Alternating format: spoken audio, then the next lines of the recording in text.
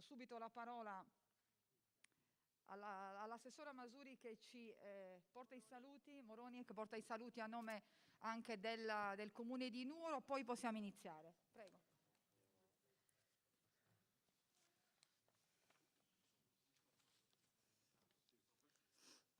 Buongiorno a tutti, buongiorno ragazzi. La Presidentessa della Commissione europea, Ursula von der Leyen, nel suo discorso sullo Stato dell'Unione davanti al Parlamento europeo, ha spiegato quali saranno le priorità dell'UE che nei prossimi mesi si tradurranno in azioni legislative per l'uscita dalla crisi economica e sociale, ma anche un forte impegno per la riduzione delle disuguaglianze, per la tutela della salute, la protezione dei diritti dei lavoratori, il taglio delle emissioni e investimenti verdi, investimenti sul digitale, un nuovo sistema di governance delle migrazioni, la difesa delle diversità e l'unione dell'uguaglianza. Ma in questa sede, davanti a una platea di ragazze e ragazzi, vorrei sottolineare un aspetto importantissimo di questo discorso, ovvero l'attenzione che la Presidentessa von der Leyen ha dato a voi giovani. Vorrei leggervi le sue parole. Abbiamo tutti tratto profitto dai fondamenti della nostra economia sociale e di mercato. Dobbiamo fare in modo che la prossima generazione possa costruire il proprio avvenire. È una generazione di giovani con un alto livello di istruzione, dotati di grandi talenti e fortemente motivati. Una generazione che si è sacrificata molto per salvaguardare la sicurezza degli altri. Di solito gli anni della giovinezza rappresentano un momento di scoperta. Si vivono nuove esperienze, si trovano gli amici di una vita, si individua il proprio cammino. Cosa è stato chiesto invece a voi ragazzi? Di rispettare le distanze sociali, di isolarsi e di seguire i corsi da casa. E questo per più di un anno.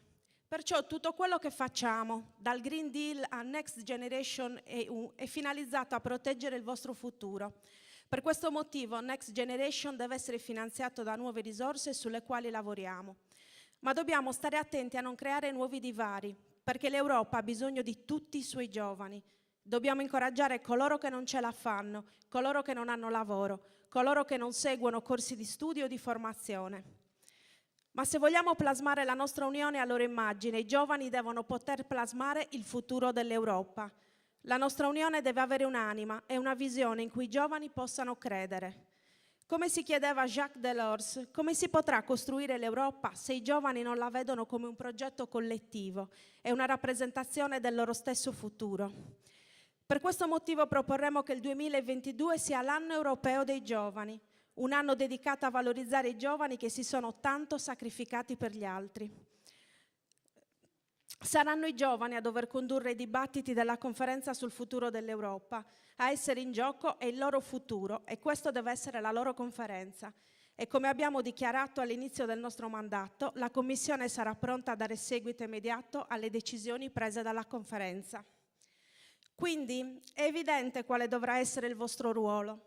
La vostra presenza qui oggi è un momento importante di condivisione di intenti, è un momento nel quale voi siete e dovete essere i protagonisti di questo cambiamento, dettare la linea, plasmare il vostro e il nostro futuro.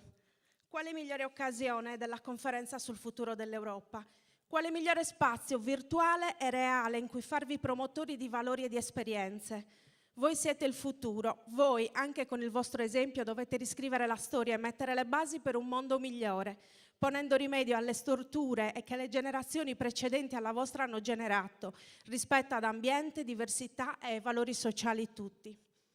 Porto i saluti dell'amministrazione comunale di Nuoro che ha creduto molto in questo progetto. Ringrazio il mio collega, l'assessore Spanu, lo Europe Direct per l'organizzazione di questo evento. Ringrazio la dottoressa Pierina Masuri per l'ospitalità, la dirigente dell'ITC Satta, e mi piace chiamarla ancora la mia dirigente per l'esperienza di insegnamento che qui ho avuto l'onore di svolgere. Ringrazio il dottor Fabrizio Barca del Forum delle Diseguaglianze per la sua presenza e per gli importanti momenti di confronto che sa offrirci, non ultimo quello costituito dal suo ultimo libro Disuguaglianze, conflitto, sviluppo, che si presenterà stasera negli spazi dell'Exme alle 16:30. Ringrazio Alessandro Giordani, Celestina Addari, Simona De Francisci e Massimiliano Rais. E infine ringrazio voi ragazzi e ragazze per la vostra importantissima partecipazione. Siate i protagonisti di questo cambio epocale. Grazie.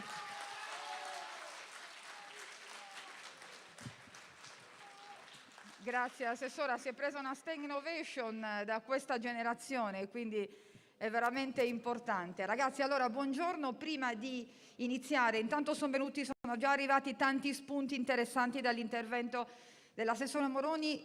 Passo la parola a Massimiliano Rais che presenta la dirigente. Grazie per averci ospitato anche a nome di tutti noi. Non può salire sul palco perché preferisce stare giù. Siamo attrezzatissimi, può salutare anche da lì. Prego. Sì, buongiorno, spero mi sentiate col microfono. Il microfono adesso è acceso, Max? Sì. Credo, vedo la lucetta. Voleva salutare, preferisce andare sul palco. Benissimo, allora aspettiamo la dirigente. Intanto ditemi se siete carichi oggi, siete contenti? Bello! Ma cioè, non è una mattina di vacanza, perché vi chiediamo di lavorare e di interagire con noi, ragazzi. Quindi, ragazzi e ragazzi, anzi, nel chiedere alla dirigente di avvicinarsi a me ancora un attimo, io faccio gli auguri a tutti noi donne e chiedo un applauso a noi donne da voi maschietti.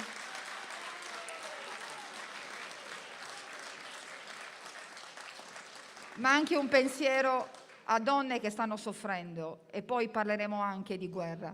Prego, dottoressa. Grazie. Posso darvi il benvenuto agli studenti delle altre scuole e ai loro docenti, dare il benvenuto ai nostri ospiti e sicuramente alla dottoressa Moroni e a Salvatore Boeddu che hanno voluto organizzare questo incontro. Io credo che mi piace dire dopo la pandemia, perché forse ce la stiamo lasciando alle spalle, abbiamo tutta la volontà per affrontare insieme le nuove sfide e quale sarebbe il momento migliore se non parlarne con i giovani? Il futuro è nelle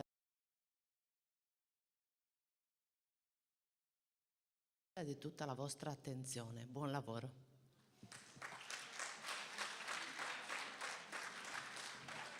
Allora ragazzi, possiamo iniziare. Una mattina che dicevamo sarà soprattutto di lavoro, perché come è stato detto in apertura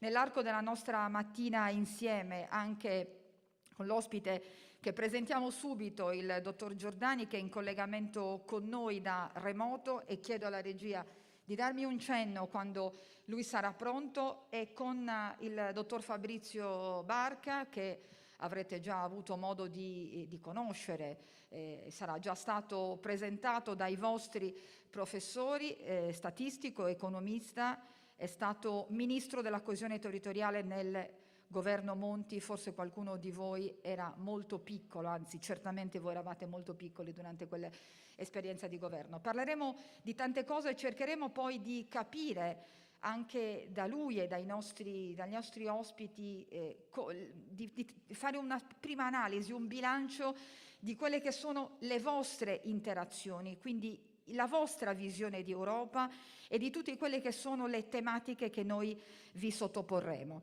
Massimiliano Rais, a te la parola, con Salvatore Boeddu a fianco, per spiegare esattamente come si svolgerà l'interazione. Ecco, sì, buongiorno ancora, siamo curiosi di sentire da Salvatore Boeddu come si svolgerà poi questo confronto democratico sull'Europa, come i ragazzi e le ragazze potranno interagire e offrire il loro contributo nell'arco di questa mattinata. Cos'è Mentimeter, questo sistema che oggi viene utilizzato? Sì, buongiorno a tutti. Si tratta solo semplicemente di usare lo smartphone, che è uno strumento importantissimo che i giovani usano tra l'altro benissimo. Grazie a Mentimeter e a un codice che vi sarà dato in una seconda fase di questo importante evento, voi sarete in grado di fornire il vostro parere su tutta una serie di argomenti, rispondendo a domande che sono state pensate per voi, non per gli adulti. Per cui noi abbiamo bisogno di ascoltare da voi l'opinione su temi molto importanti di questi giorni. Poi lanceremo le prime domande tra poco. Ho dimenticato un aspetto importante, non ti ho presentato, Salvatore Boidu dell'Ufficio Europeo del Comune di Nuoro, uno dei primi uffici dedicati all'Europa aperti in Sardegna. Sì, siamo ospiti del Comune di Nuoro, ci siamo da tantissimo tempo, siamo nella centralissima via Manzoni, per cui per tutte le informazioni in ordine all'Unione Europea, alle opportunità e ai finanziamenti dell'Unione Europea, alle possibilità di mobilità giovanile, siamo a vostra disposizione al mattino tutti i giorni e anche quando avete necessità nel primo pomeriggio. Per il momento è tutto dalla platea. Dalla platea è tutto. Noi lavoriamo in televisione insieme, quindi usiamo anche questi termini che sono a voi la linea. Allora, intanto un saluto speciale. Prima di dare la parola al dottor Giordani, a Filippo Spano, vi chiederei un applauso perché è il vero deus ex machina di tutto questo. Lui, come assessore alle politiche europee, Agenda 2030, reti intelligenti, poi Filippo Assessore Spano ci spiegherà esattamente che cosa fa il suo assessorato, perché sembra effettivamente è un assessorato molto diverso di altri assessorati, e anche Nuoro si distingue per avere una delega così importante in un momento in cui si parla forse tanto di Europa rispetto a qualche tempo fa. Avete giocato d'anticipo su quelli che sono i grandi temi. Allora, la regia mi dice che è pronto, eccolo qua, lo vediamo già in collegamento. Allora, il saluto di questa mattina alla conferenza sul futuro d'Europa, colmare il divario delle diseguaglianze per raggiungere la giustizia sociale. Diamo il benvenuto ad Alessandro Giordani, capo unità direzione generale della Commissione europea. Un applauso.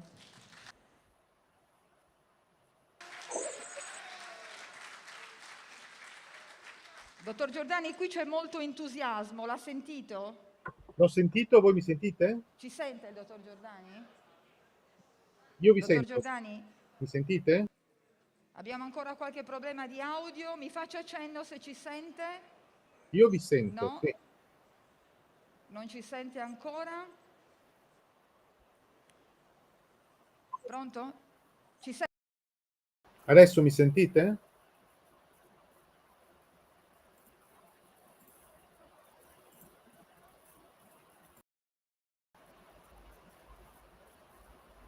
Mi sentite?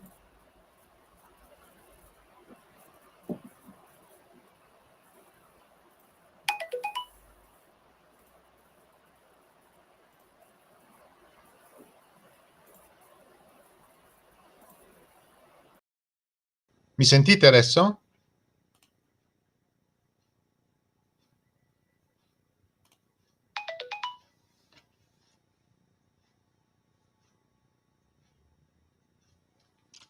Io però non sento più nulla.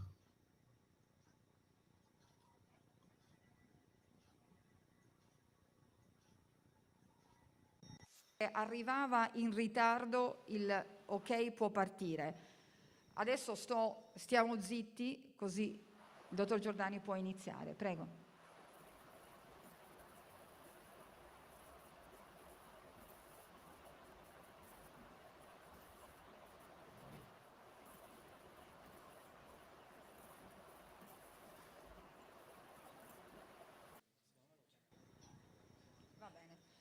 Mi Allora, sentite? i nostri registi, Assessore Spano, ci dicono che la connessione è molto lenta e quindi lo chiameremo al telefono. Allora io la invito a salire sul palco e a raccontare due cose, non solo della conferenza di oggi, ma dell'importanza di quello che il Comune di Nuoro fa per le politiche europee. Mi sentite? Ecco, Assessore Filippo Spano, prego. Mi sentite adesso? Allora, intanto saluti a tutti, grazie prima di tutto a voi ragazzi di essere qui presenti, perché abbiamo pensato di fare un assessorato per l'Agenda 2030. È un tema che è abbastanza diffuso ormai, credo che tutti abbiano saputo che cosa è l'Agenda 2030. Non sa oggi che cos'è l'Agenda 2030? La sto chiedendo in negativo, quindi nessuno si azzarda a dire alcuna cosa. No. L'Agenda 2030 è l'agenda con cui tutte le nazioni che partecipano all'ONU si sono date degli impegni per poter garantire nel lungo periodo la sostenibilità ambientale, sociale, sanitaria del nostro mondo. Cioè con un'idea che solamente in questa maniera potremo salvare il mondo, che lentamente sta avendo gravissimi problemi dal punto di vista ambientale prima di tutto, ma anche dal punto di vista sociale, dal punto di vista politico, lo vediamo in questi giorni, tutto si tiene. Tra poco Fabrizio Barca ci racconterà di questa cosa, no? Prima ci preoccupavamo solamente se le persone erano povere o ricche, se le donne erano più o meno discriminate, se nelle politiche di genere c'erano persone che stavano indietro, persone che stavano avanti. Piano piano ci siamo resi conto che questo non bastava, che non bastava porsi il problema solo delle razze, ma che era necessario capire come la nostra vita, le cose che facciamo servono per far avanzare il mondo, non per farlo arretrare. E allora sono nate le grandi battaglie, le grandi marce sulla sostenibilità ambientale e sull'ecosistema.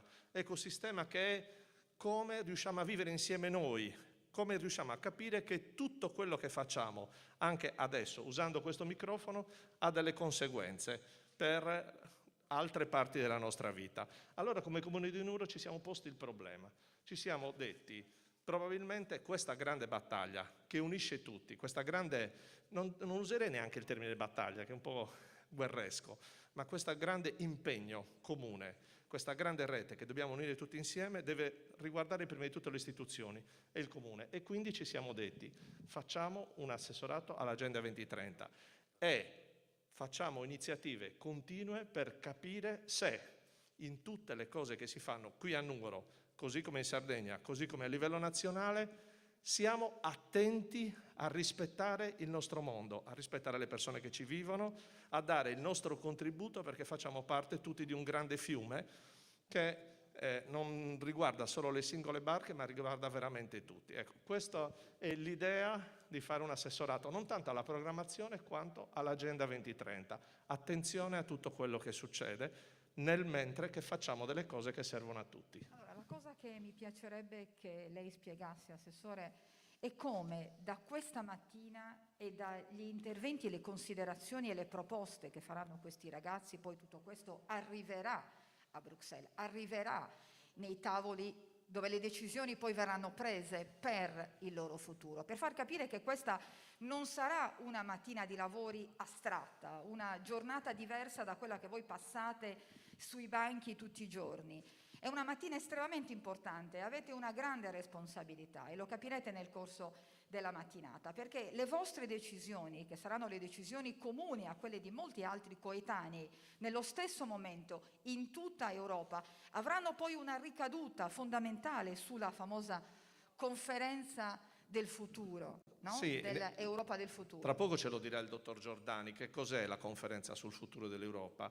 È un insieme di tante attività che si svolgono ovunque, è una modalità di contribuzione al pensiero collettivo, alle decisioni collettive, alle cose che si fanno dappertutto, prima di tutto in Europa, che unisce tutti. Quindi in tante altre località si stanno facendo, si sono fatte, si faranno assemblee di questo genere su temi più disparati, che riguardano il nostro futuro, sempre nell'idea dell'Agenda 2030, cioè il nostro futuro è tutto, e questi contributi arrivano in una grande piattaforma che è governata a livello europeo, dall'organizzazione dell'Unione Europea e che farà sintesi di queste proposte che stanno emergendo dal territorio e orienterà le politiche prossime venture dell'Unione Europea.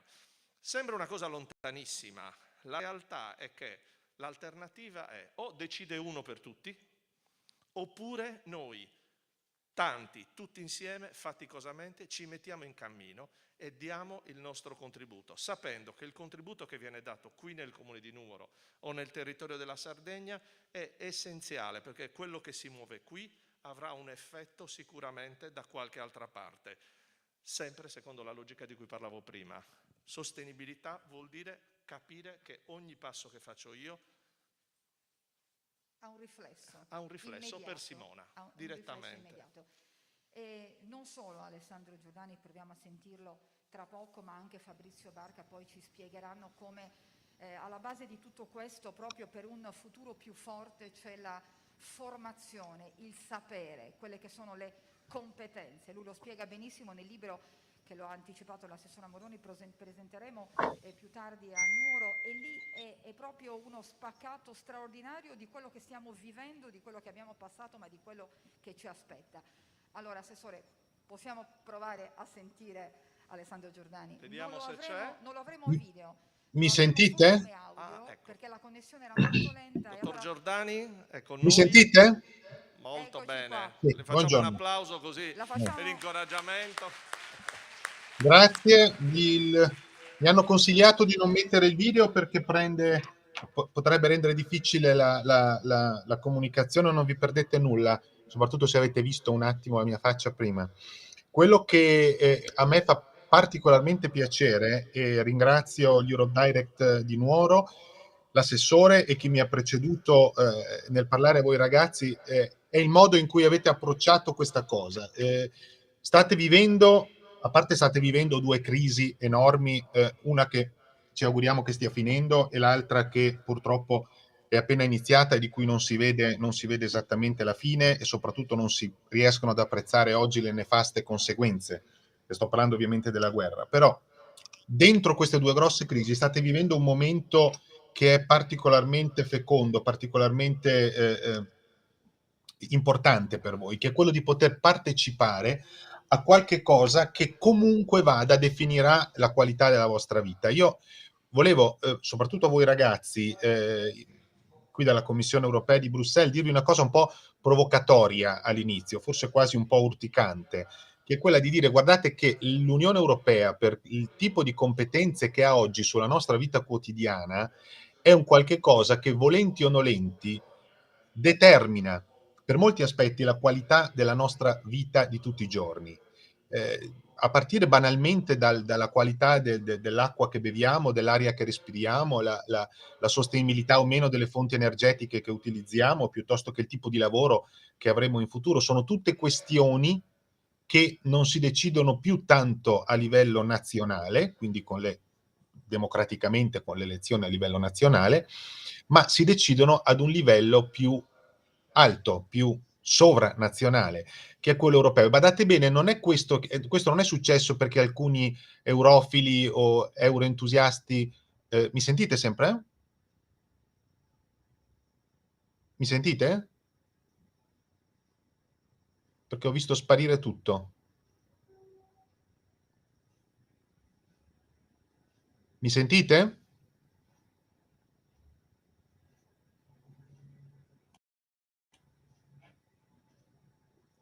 Abbiamo perso tutto?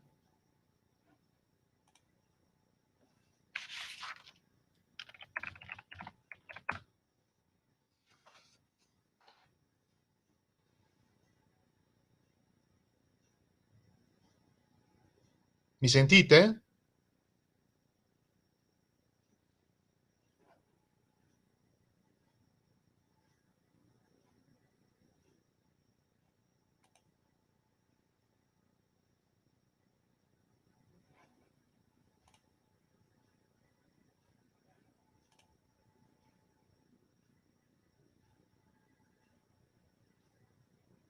In presenza, a Facebook mi dicono che mi sentono, io non vedo più niente, non sento più nulla. Se qualcuno nella chat mi dite che mi dice che mi sentite anche in sala, io vado avanti, altrimenti parlo al muro. Sì, mi dite che si sente, d'accordo, allora vado avanti. Non so perché qua mi è sparito tutto. Ditemelo in chat se mi avete perso. Dunque, stavo dicendo, avete una possibilità assolutamente imprevista anche di determinare le sorti di queste competenze che ci sono e che toccano la vostra vita quotidiana e che vengono da Bruxelles, e di darne una forma e un colore, come politicamente si dà una forma e un colore alle competenze e alle cose che determinano la nostra vita quotidiana a livello nazionale. Quando voi andate a votare o andrete a votare a breve a livello nazionale, non fate altro che determinare in maniera democratica quelle che sono poi le politiche che secondo le competenze statali vanno a toccare la vostra vita di tutti i giorni. Ebbene, esiste un circuito democratico uguale, veramente molto simile, anche a livello europeo, perché quando andrete a votare nel 2024 alle elezioni europee, eleggerete insieme ai vostri concittadini europei un Parlamento che formerà una maggioranza politica, che sosterrà un governo europeo, lo possiamo chiamare così, che è la Commissione europea, che ha determinate competenze esecutive per gestire molti aspetti della vostra vita quotidiana. Scusate che tolgo il telefono. Molti aspetti della vostra vita quotidiana. L'Unione Europea però non è un animale già costruito come è costruito lo Stato Italia, è un animale che si sta costruendo. Ecco perché non è necessario, non è sufficiente chiedere il coinvolgimento dei cittadini una volta ogni 5 anni per le elezioni europee, come è stato nel 2019 e sarà nel 2024. Ma quando un animale è in formazione e dobbiamo tutti insieme decidere se questo tipo di costruzione europea è un qualche cosa che vogliamo progredisca, magari mandando sempre in avanti la divisione di competenze tra lo Stato e l'Unione Europea, oppure vogliamo che si arresti e possiamo addirittura rimpatriare delle competenze che erano state portate a Bruxelles e che potrebbero, a norma del trattato, anche ritornare agli Stati membri.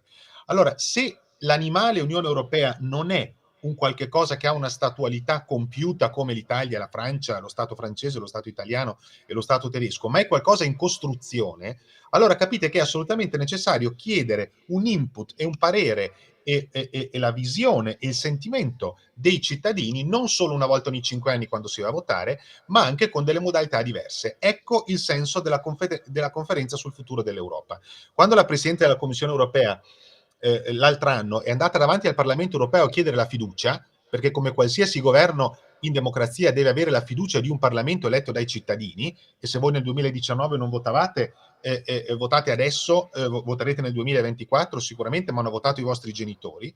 Ebbene, quando è andata a chiedere la fiducia davanti al governo, davanti al Parlamento dell'Unione Europea, ha detto: una delle mie priorità è quella di aprire una grande conferenza sul futuro dell'Europa, che possa dare un input all'Unione Europea, alle istituzioni di Bruxelles, per quello che riguarda non tanto la vita quotidiana dell'Unione Europea con le sue competenze, i suoi regolamenti, le sue direttive, ma la costruzione dell'Europa, di fatto il quanta Europa vogliamo. Quindi non nascondiamoci che la conferenza sul futuro dell'Europa chiede ai cittadini, in fondo, nei vari settori politici, quanta Europa vogliamo. E non c'è niente di più cruciale di fare questa domanda in un periodo in cui siamo chiusi nella cerniera di due enormi crisi. Una crisi che è stata quella della pandemia, di cui adesso forse cominciamo a vedere la luce, ma che comunque ha cambiato il mondo e ha cambiato anche i rapporti di competenza tra gli Stati membri per i grandi flagelli epidemici e la salute pubblica e le grandi questioni di sanità pubblica. Ha anche cambiato il rapporto di competenze tra gli Stati membri e l'Unione Europea. E dall'altra parte questa enorme crisi che si è aperta adesso, che adesso parlarla in termini burocratici mi dà pure fastidio, perché è una crisi umanitaria, è una crisi tragica, umanamente tragica in queste ore in cui stiamo parlando, ma che comunque è anche una crisi che ridisegnerà il panorama internazionale e ridisegnerà, come lo ha fatto la pandemia, anche le competenze, o rimetterà in discussione le competenze tra gli Stati membri dell'Unione Europea e l'Unione Europea stessa per quanto riguarda una capacità di politica estera e di sicurezza comune, fino ad arrivare a una politica di difesa comune. Allora voi vi inserite adesso, con l'opportunità di questa conferenza sul futuro dell'Unione, in questa cerniera qui, in un momento in cui si prenderanno e si cominceranno ad aprire dei dibattiti enormi, che sono dei dibattiti costituzionali, e per costituzionali intendo dire che toccano non tanto la prossima direttiva, il prossimo europea, il prossimo regolamento europeo o il prossimo programma di finanziamento europeo, ma toccano i fondamenti stessi e possono toccare anche i trattati fondamentali che hanno costituito l'Unione e rimetterli in discussione per certi aspetti, oppure portando, diciamo, le istanze che voi cittadini metterete dentro in quello che è un processo decisionale che ci porterà inevitabilmente a ripensare, a ridiscutere e a rivedere le competenze dell'Unione Europea. Perché insisto tanto su questo discorso delle competenze? Perché poi di fatto quando si chiede e ci si frustra di fronte a quello che l'Unione Europea chiede ma non dà, oppure dà ma non chiede rispetto agli Stati membri, è perché spesso si ignora che l'Unione Europea non è uno Stato compiuto che decide quali poteri esercitare. Questo dovete sempre tenerlo a mente. L'Unione Europea è a metà strada tra un superstato sovranazionale e una semplice unione di stati sovrani. Se sta a metà strada, è evidente che l'Unione Europea può gestire a livello sovranazionale solamente quelle competenze che gli Stati membri hanno deciso di trasferire a livello dell'Unione Europea. Ma quanti poteri vogliamo trasferire a livello dell'Unione Europea e quanti vogliamo far rimanere invece a casa nostra, nello Stato membro o addirittura a livello subnazionale, quindi regionale, eccetera, è una decisione che i cittadini devono prendere proprio alla luce di queste due grandi crisi che si stanno aprendo. E la conferenza sul futuro dell'Europa è l'occasione per dire questo. Voi sapete che c'è questa grandissima piattaforma online che lavora in tutte le lingue, in cui voi potete caricare tutte le vostre idee e i vostri eventi che fate come questo, spero lo facciate tramite l'Europe Diary di Nuoro, e si possono distillare da questi eventi delle idee concrete, delle proposte concrete che vengono messe davanti, nell'agenda dei cosiddetti panel di cittadini, che poi rappresentano tutti i cittadini degli Stati membri con una chiave proporzionale molto equilibrata, e che arriveranno poi alla plenaria finale di questa conferenza sul futuro dell'Europa, che tirerà delle conclusioni tratte direttamente da quello che voi mettete dentro adesso. Quindi se la vostra lezione imparata dalla pandemia è che ci vuole meno Europa o più Europa o un'Europa diversa in termini di competenze e dei mezzi che ha per agire, è qualche cosa che arriverà fino in cima, fino ai decisori. Se questa crisi tremenda aperta con la guerra in Ucraina insegnerà, o secondo il metro di giudizio di voi cittadini, vi farà dire che ci vuole una maggiore presenza dell'Europa nella politica estera e di sicurezza comune, che l'Europa deve dotarsi dei mezzi per avere una difesa operativa comune, oppure no, e qui ci potremmo dilungare ovviamente in ore e ore di dibattito su quali sono le ragioni per e le ragioni per non, ma quale che sia il sentimento dei vostri cittadini, metterlo adesso, ragionarci adesso, che si sta chiudendo la conferenza del futuro dell'Europa, è un momento assolutamente cruciale e fecondo per dare il vostro input. Dopodiché non nascondiamoci una cosa: la conferenza sul futuro dell'Europa finisce più o meno a giugno con la presidenza di turno francese dell'Unione Europea. Quindi emetterà delle raccomandazioni che le istituzioni politiche di Bruxelles, quindi la Commissione e il Parlamento Europeo in primis, ma anche il Consiglio degli Stati dell'Unione Europea, ha promesso terrà bene in conto e non ignorerà per quello che riguarda le proposte che verranno fatte in futuro per la futura evoluzione dell'Unione. Però dicevo, non nascondiamoci che esiste un periodo altrettanto cruciale che si apre da adesso, che finisce la conferenza sul futuro dell'Unione, tra 1 o 2 mesi, e le elezioni europee del 2024, in cui voterete tutti voi probabilmente, soprattutto se siete delle ultime classi. Quindi il ponte che dobbiamo riempire tra la fine della conferenza sul futuro dell'Europa a maggio-giugno di quest'anno e le elezioni europee di maggio-giugno 2024, che guardate non sono lontanissime, sono tra 2 anni scarsi, poi se comprendiamo che la campagna elettorale, sarà il periodo in cui si apriranno 2 enormi dibattiti costituzionali. Il primo dibattito, che non potrà non tener conto della crisi e della crisi della pandemia e di questa crisi attuale di umanità, prima ancora che di guerra, è il grande dibattito se rendere o meno perenne, se rendere o meno definitivo quel grande salto quantico che l'Unione ha fatto attraverso Next Generation EU.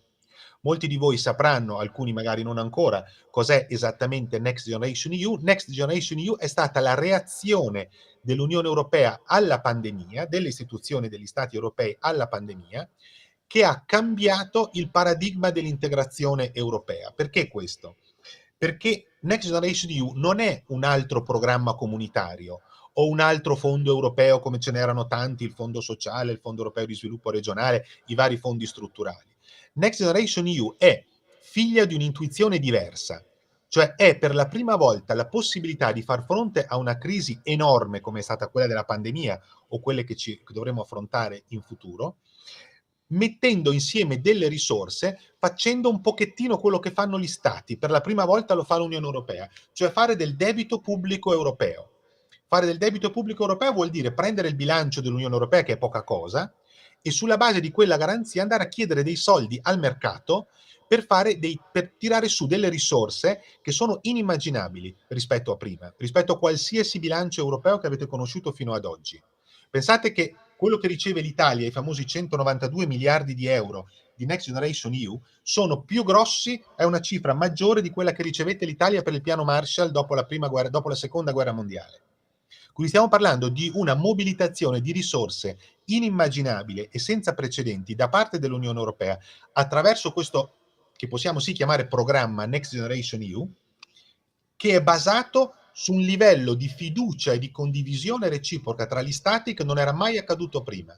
Perché Next Generation EU, ripeto, permette di fare i famosi Eurobond, cioè di fare quei titoli di debito che ci permettono con delle risorse comuni di fare dei beni comuni europei.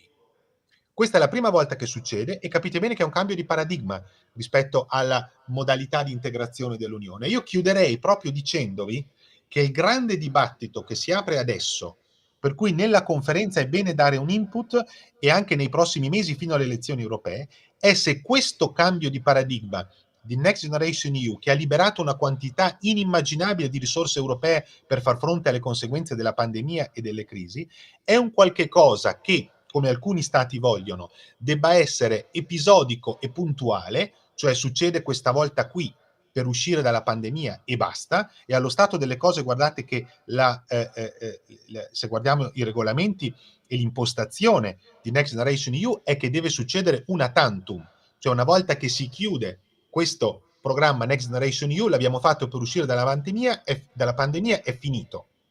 Oppure se dovremmo invece utilizzare il nuovo paradigma di Next Generation EU, cioè per la prima volta tirare su delle risorse europee attraverso un debito pubblico europeo che moltiplica potenzialmente all'infinito la capacità di spesa e anche di ridistribuzione della ricchezza da parte dell'Unione Europea, se dobbiamo usare questo paradigma per sempre.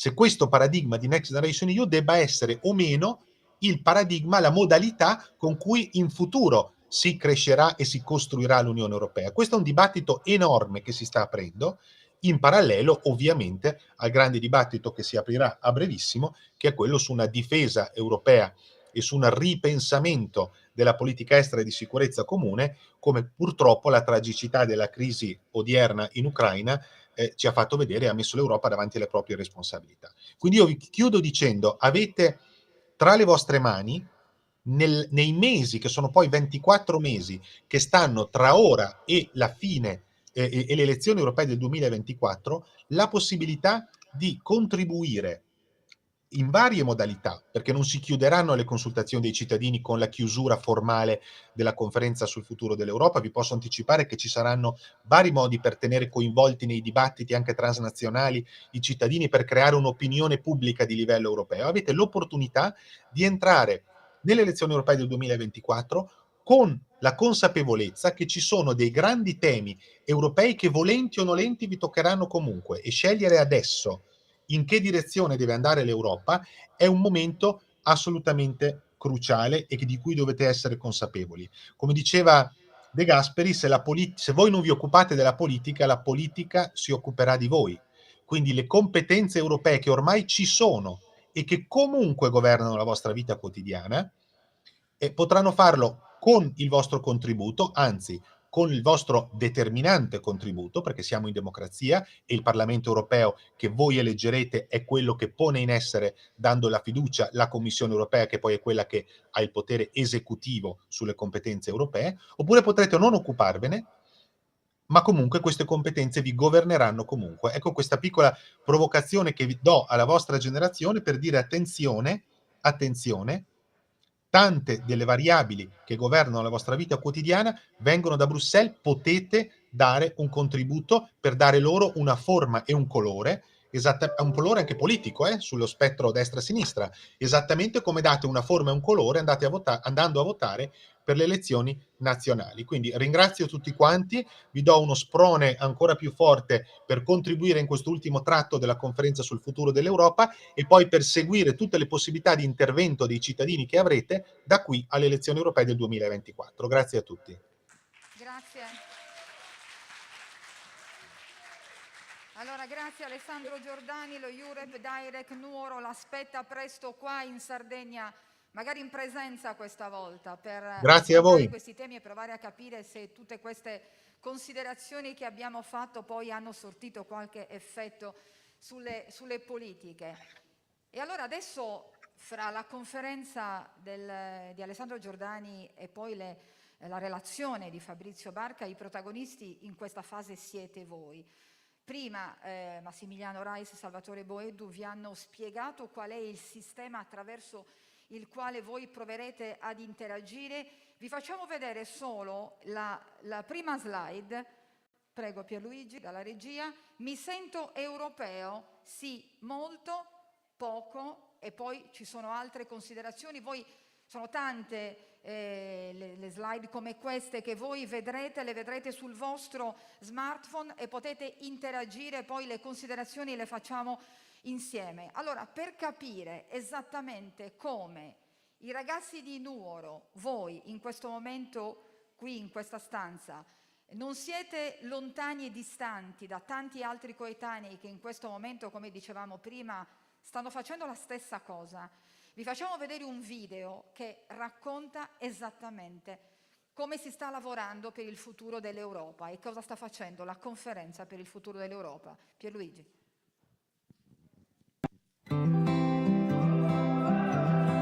Imagine your future. Imagine our future. Imagine the future of Europe. The Future of Europe is your chance to share ideas on what that future will look like. 27 countries, 9 themes, 1 goal. To give you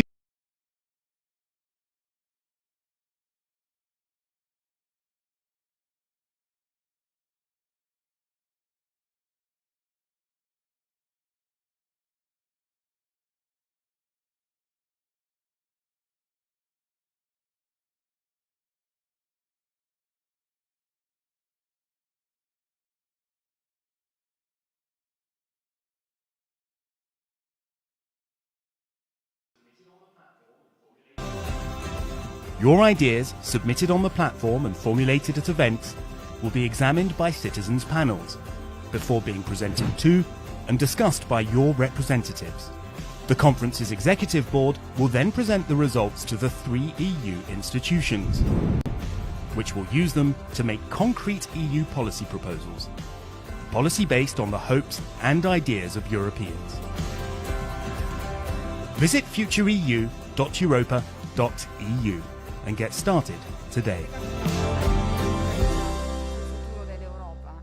E tutto questo, avete visto quanti ragazzi in questo momento stanno interagendo esattamente come farete voi tra poco. E allora, alla fine di questa mattina, sarebbe molto bello non solo sentire le vostre idee, i vostri pensieri e i vostri programmi attraverso lo smartphone, ma Massimiliano Rais passerà col microfono e chi se la sentirà potrà raccontarci che cosa è stata per voi questa esperienza e se l'Europa la sentite un po' più vicina, non solo quella studiata sui libri di scuola oppure conosciuta attraverso i racconti, le narrazioni di giornali, televisioni su una Europa politica, un'Europa unita, un'Europa monetaria. Noi adesso giriamo abbiamo l'euro e quindi non dobbiamo cambiare, ma quando ero una ragazzina io si andava in Francia e si doveva cambiare con il franco, si andava in Germania con il marco e via discorrendo, quindi anche questa è stata una grande opportunità. Adesso l'Europa cambierà ancora e i protagonisti sarete voi, in maniera diversa da come lo siamo stati noi, lo sono state le nostre generazioni. E allora insistiamo su questo concetto, sul fatto che dovete essere parte attiva di questo sviluppo e che questa mattina non è una mattina che è persa e magari interrogazioni mancate se siete stati salvati da qualche compito in classe. Massimiliano, possiamo capire intanto quali sono le domande che noi porremo e alle quali i ragazzi dovranno rispondere? Sì, io direi di lanciare ufficialmente la prima domanda, lo chiedo a Salvatore Boedu. Le domande riguardano un po' la percezione che i giovani, le ragazze e i ragazzi hanno dell'Europa e anche una proiezione verso il futuro, capire che futuro immaginano per loro stessi e anche il futuro dell'Europa. Possiamo quindi lanciare ufficialmente la prima domanda che poi, su cui i ragazzi sono chiamati a dare risposte nella piattaforma Mentimeter? Sì, assolutamente sì. È arrivato, ci saranno dei flash continui per tutta la durata dell'evento, per cui vi chiedo di prendere il telefono stavolta per entrare dal motore di ricerca su Mentimeter. La parola è Mentimeter. Mentimeter. Ragazzi, fatelo tutti però. Prego. A questo punto, dopo che trovate Mentimeter, dovete digitare il codice che viene riproposto sulla schermata, che io non sto vedendo tra l'altro.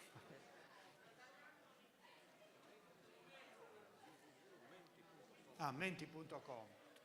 Scusate, l'applicativo si chiama Mentimeter. L'indirizzo esatto è menti.com. Scusate, ma ho dimenticato un passaggio fondamentale. Menti.com. Troverete subito un ambiente in cui vi si chiede il codice e il codice è quello che trovate qua proiettato in grande scala, il numero. Tu lo vedi, io non lo vedo. Perché ma è possibile, stanno già arrivando le prime risposte, vedo crescere le percentuali. È perché sono nativi digitali Sì, e quindi sono stati velocissimi. sono velocissimi, non hanno bisogno di grandi spiegazioni. Ecco, vediamo proprio le percentuali stanno crescendo, si stanno modificando.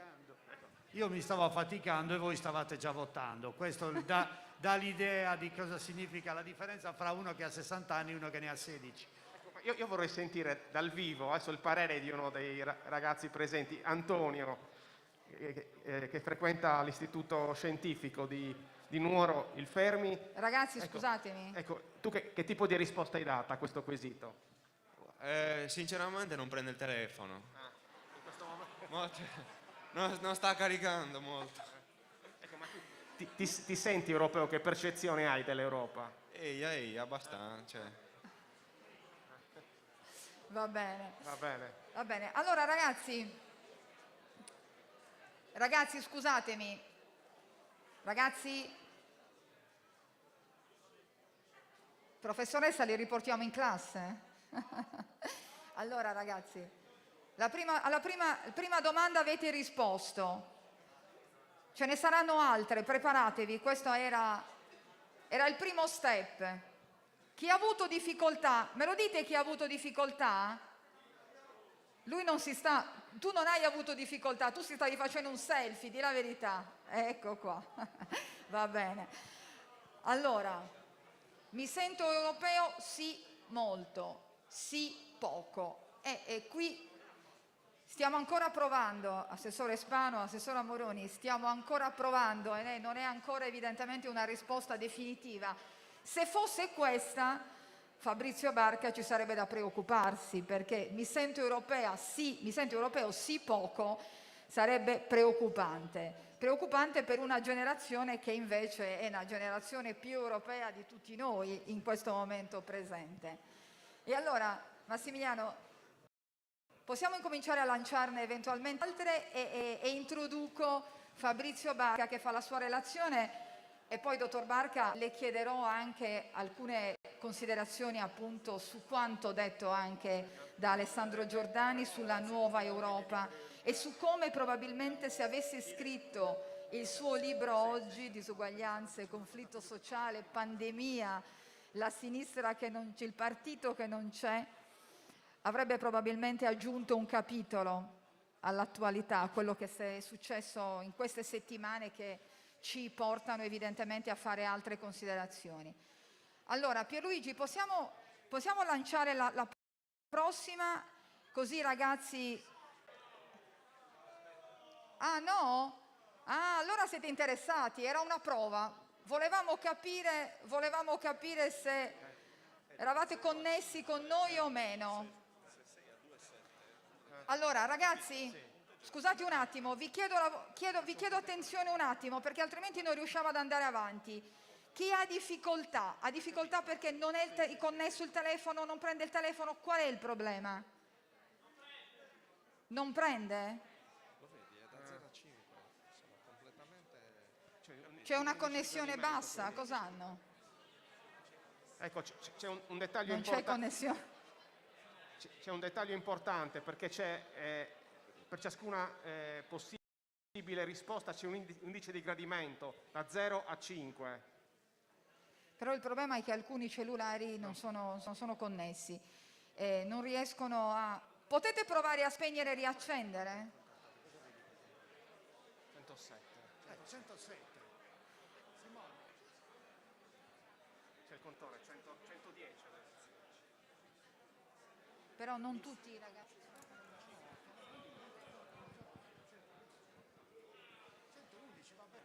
Va bene, possiamo andare avanti allora. Ok. Ma lanciamo la seconda, è ancora presto. Lanciamo la seconda e poi introduciamo Fabrizio Barca. Ecco, possiamo... Allora ragazzi, anche questo è estremamente importante, perché noi sardi ci sentiamo sicuramente italiani, ma siamo molto campanilisti. Allora questa è una risposta importantissima. Ti senti di appartenere di più alla città, alla regione, alla nazione, all'Europa o al mondo? Voi a chi vi sentite di appartenere? Rispondetele.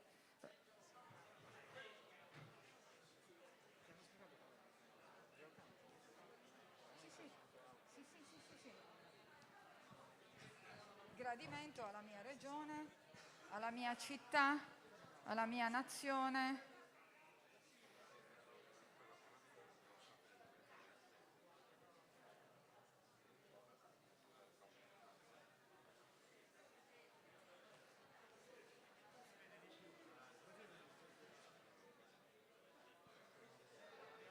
Fabrizio Barca,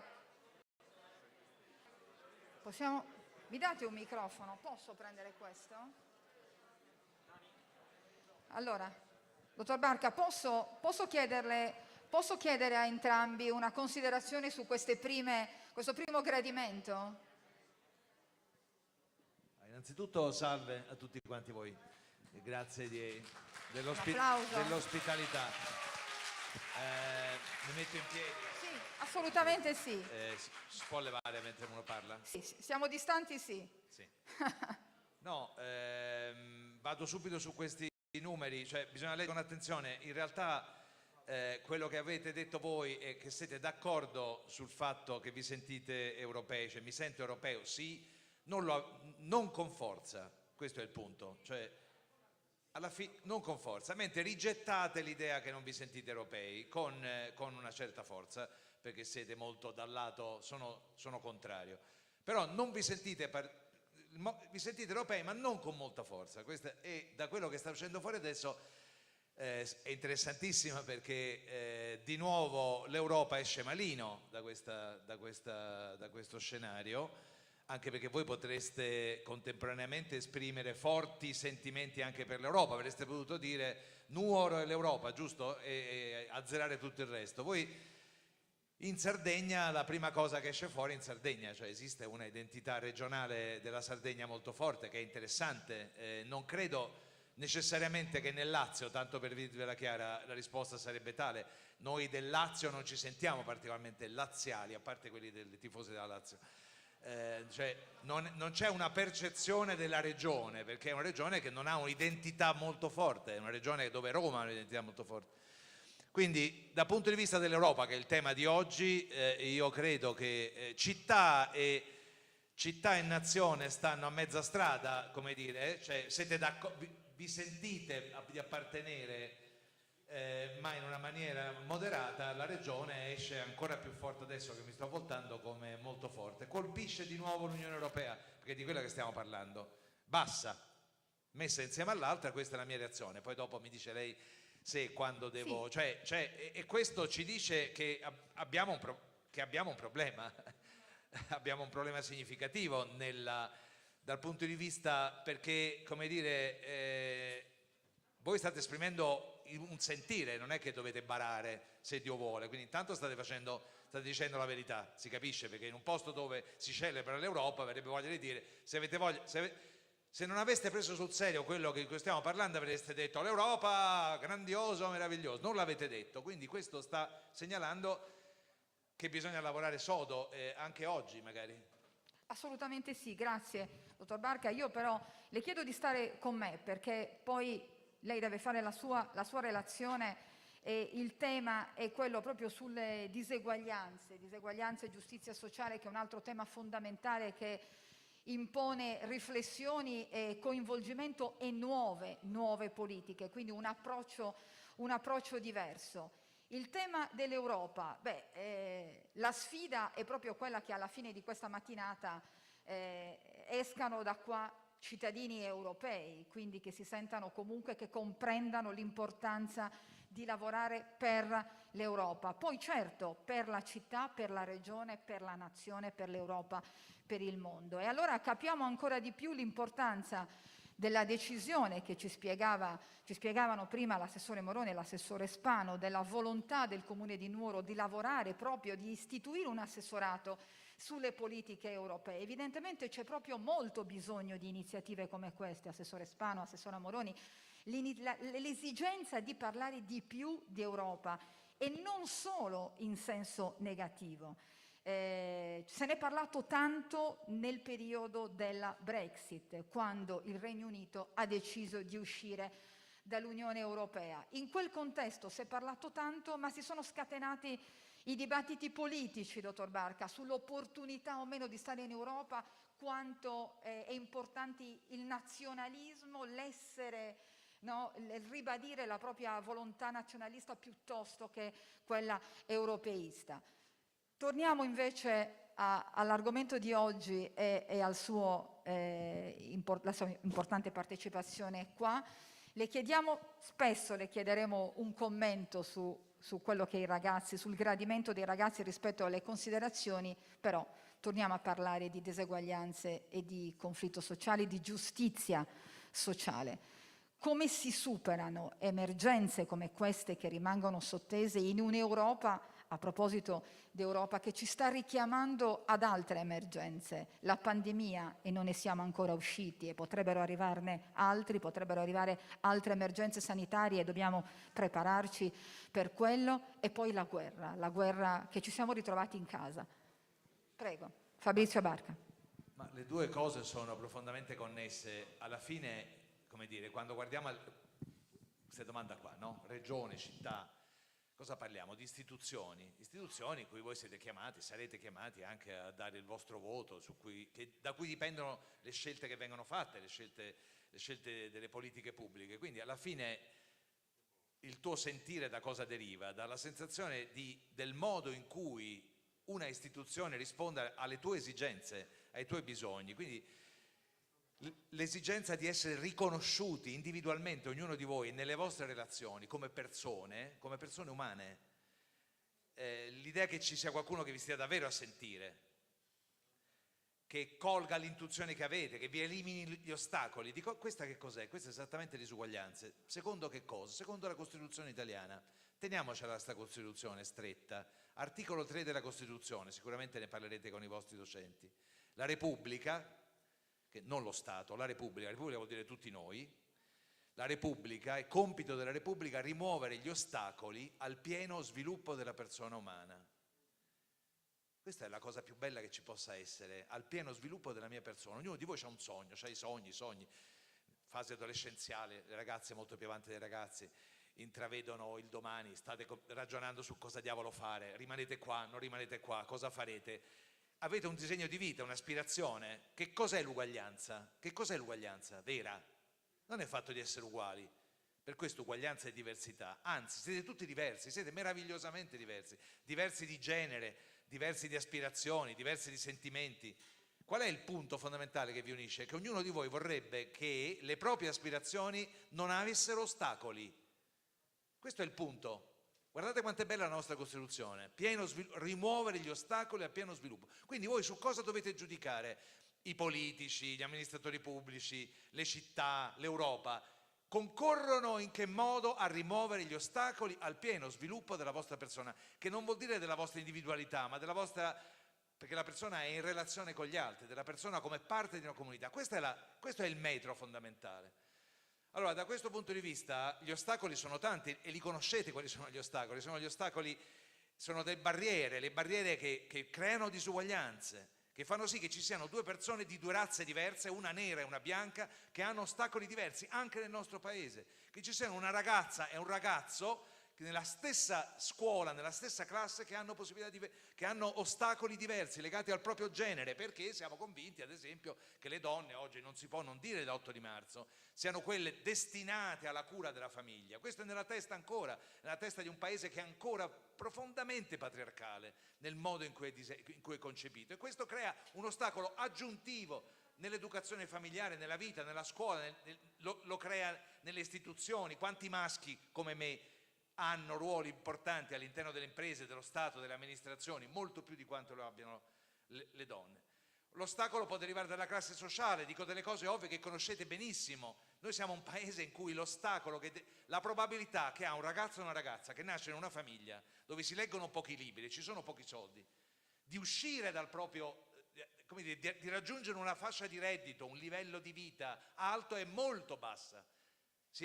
Tutti noi tendiamo a rimanere intrappolati, i figli delle abbienti rimangono abbienti, i figli delle persone con pochi mezzi rimangono con pochi mezzi. Questo non va bene nella nostra società.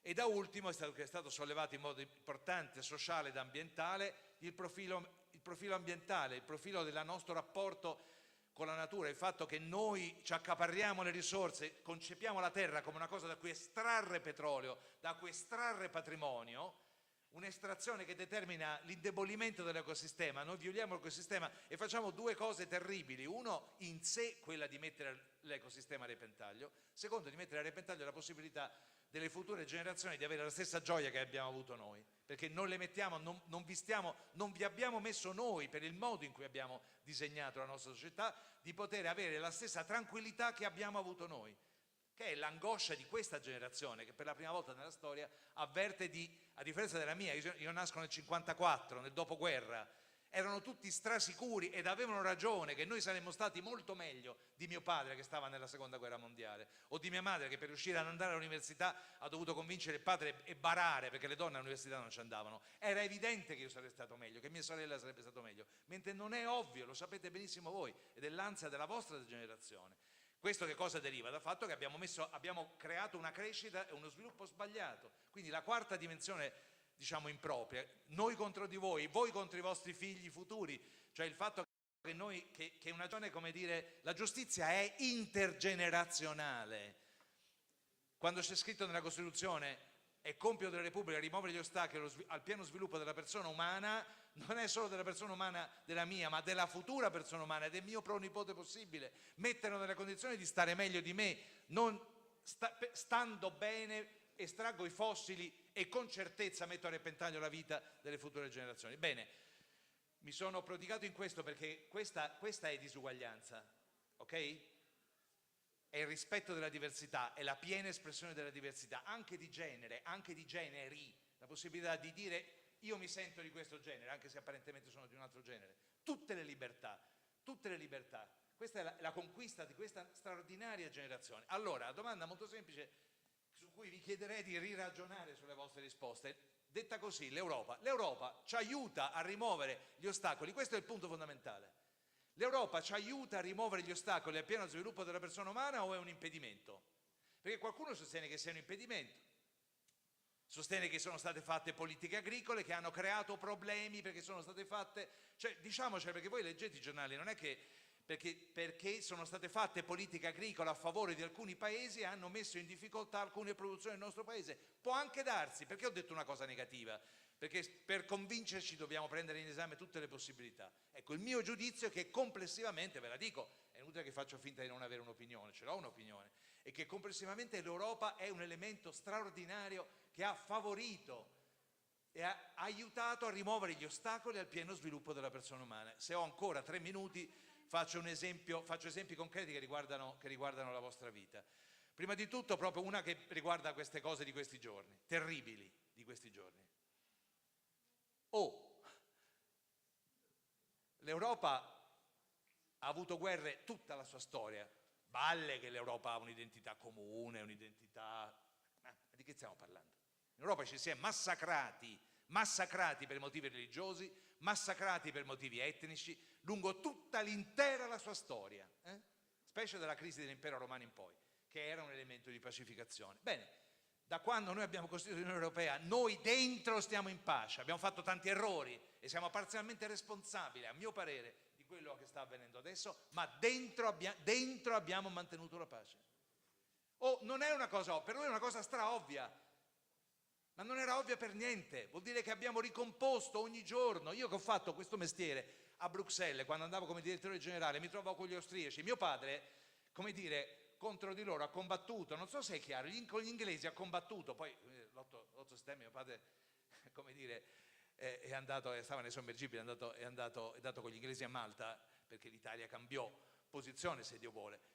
Ma noi abbiamo combattuto, io con gli austriaci e con i tedeschi ho discusso, ho superato la barriera, ho individuato la loro cultura, cioè l'Europa ha mescolato e ha lentamente creato un cittadino europeo. Prima ragione importante. Seconda ragione, molto importante, che è importante in questa conferenza di cui state parlando. Noi abbiamo una doppia cittadinanza, come diceva un grande studioso, Anthony Atkinson, che vi consiglio di leggere perché è stato tradotto anche in italiano. Noi abbiamo una doppia cittadinanza, noi siamo italiani e europei. Questa è una cosa fondamentale. Perché? Scuola, mobilità, diritti alla salute, parlo di cose concrete. In Europa, grazie alla doppia cittadinanza, se un cittadino non viene servito opportunamente in un ospedale del proprio paese, ha diritto ad andare in un altro paese dell'Europa. Io non so se qualcuno di voi, spero di no, abbia avuto dei guai in altri paesi europei mentre stava viaggiando e gli è capitato di dover andare a un ospedale. Tu non, diciamo, sei servito da questo straordinario sistema che è il sistema di welfare europeo. E se tu sei un rumeno, tu puoi, come dire, ambire ad avere un livello di istruzione, un livello di salute che è simile a quello non dei rumeni più denaro,si ma degli europei. Quindi noi abbiamo una doppia cittadinanza. Questo è un secondo vantaggio. Lento. E poi il metodo. Non la voglio tirare lunga, quindi finisco su questa cosa di metodo. Il metodo europeo è stato citato dalla van der Leyen, che è stata eletta, Jacques Delors. Io non vi voglio chiedere chi di voi sa chi è Jacques Delors, però chi di voi non sa per niente chi è Jacques Delors, ve lo dico in segreto, andatevi a leggere chi era sto signore. Noi abbiamo avuto dei personaggi nell'Europa importanti, l'Italia ha avuto Antonio Giolitti, che è stato un commissario importante. Jacques Delors aveva un'idea importante che riguarda Nuoro, che riguarda ognuno di noi, un metodo per fare le politiche. Vi chiedo ancora solo un attimo di attenzione, solo un attimo. Voi sentite, quante volte sentite dire dai politici partecipazione, dovete partecipare, vi vogliamo ascoltare, vogliamo sentire cosa dite perché le vostre opinioni e aspirazioni pesino. Quanto lo sentite? Cioè qualunque politico dice una cosa del genere, perché diciamo, è una di quelle cose che si deve dire. Okay? Ma l'Europa ha costruito dei metodi per farlo. I metodi di organizzazione delle politiche europee, i metodi europei di attuazione, persino di questo piano nazionale di ripresa e resilienza, dove ci possono essere errori, quello che volete, dei fondi comunitari, sono costruiti con metodi di partecipazione che, ragazzi, non erano propri del nostro sistema italiano. i comitati di monitoraggio, il monitoraggio, la fornitura di informazioni. Ma come fate voi a partecipare se non sapete neanche se nella città in cui vivete cosa si sta facendo? E chi garantisce oggi questo? Qual è il migliore sito? Ve la dico perché è anche un piccolo mio orgoglio personale. Andate sul web, digitate Open Coesione, entrate dentro, c'è una mappa dell'Italia, cercate la vostra città, questa città, e andatevi a leggere tutti i progetti che in questo momento di investimento sono realizzati in questa città. La trovate, c'è scritto quanti soldi vengono spesi, a che stato di attuazione è, e questo vale per ognuno di 8.050 comuni italiani. Come mai abbiamo questo sistema che vi consente di sapere a voi che cosa sta avvenendo in questa città e di sapere ogni 3 mesi? Grazie a chi? All'Italia? Solo perché l'Italia ha applicato bene una regola europea. Ve ne potrei dire 1000, ma dato che questa la potete verificare immediatamente, potete anche giudicare se quel sito è fatto bene, c'è un gruppo di persone che lo alimenta, sono numeri che sono infilati e non puoi fare monitoraggio e partecipazione se non sai cosa viene fatto. Quello è uno strumento fondamentale.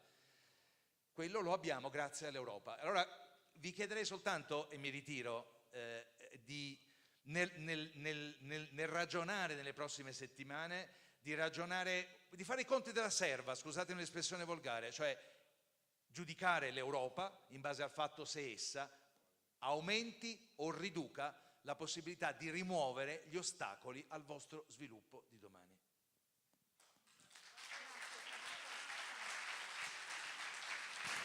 Grazie dottor Barca. Fabrizio Barca dal 2018 coordina anche il forum Disuguaglianza e Diversità, ma per far capire quanto l'Europa è importante a proposito di metodo e di direttive, lo possiamo verificare tutti i giorni anche con quello che mangiamo, ragazzi, oppure con i giocattoli. Nel periodo di Natale vi è capitato di leggere su qualche quotidiano o di sentire in televisione che una partita di giocattoli contraffatti non a marchio CE sono stati per esempio sequestrati dalla Guardia di Finanza, dai Carabinieri, dalle forze dell'ordine? Perché qualcuno tenta di vendere illegalmente giocattoli che non sono giocattoli a marchio CE. Cosa vuol dire questo? Vuol dire che sono giocattoli sicuri. Avete idea di cosa significa far giocare i nostri bambini con giocattoli che sono sicuri? Questo lo dobbiamo all'Europa. Noi, tutto quello che arriva in Italia, voi potete controllarlo anche da un punto di vista alimentare, soprattutto quando comprate prodotti confezionati. Girate l'etichetta e leggete.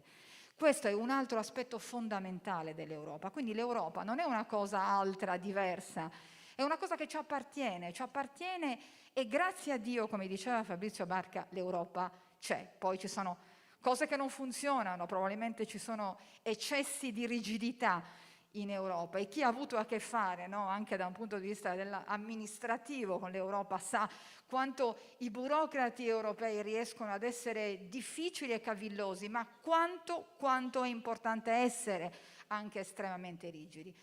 Allora Massimiliano, possiamo continuare a coinvolgere i ragazzi in questa mattina che ci fa diventare tutti un po' più cittadini europei? Salvatore Boeddu ci aiuta, Massimiliano Rais, continuiamo a tastare il gradimento dei nostri ragazzi. Pochissimo lanceremo la terza domanda, però volevo sentire subito il parere ecco, il tuo nome. Miriam Ameli. Meli, prendevi appunti, hai seguito con attenzione l'intervento di Fabrizio Barca. Ecco, qual è la tua percezione dell'Europa? Senti l'Europa come una realtà vicina al tuo mondo? Sì, penso di essere fiera anche di essere in Europa comunque. Volevo dire un'opinione riguardo a quello che ha detto il signore. Ha parlato delle donne nel periodo dopo la guerra che comunque erano sempre discriminate. Penso che adesso comunque abbiamo raggiunto degli obiettivi e stiamo cercando di raggiungere sempre la parità tra i sessi e i generi in generale, quindi penso che certi obiettivi comunque li abbiamo già raggiunti e dobbiamo cercare di migliorare anche per le disuguaglianze tra neri o bianchi. Certo, questa è un'altra sfida. ecco, anche un pensiero, una valutazione opportuna in questa giornata.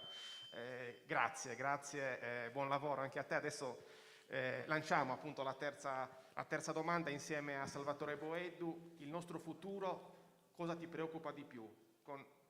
Sì, allora intanto riprendete i telefoni e poi fate attenzione al fatto che la domanda vi offre anche la possibilità, come in questo caso, di organizzare la vostra scala di priorità.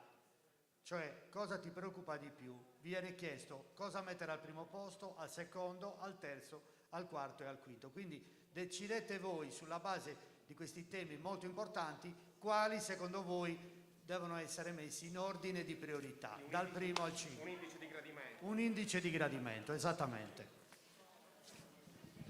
E questo è estremamente interessante. Assessora Moroni, la coinvolgo subito, le do il microfono.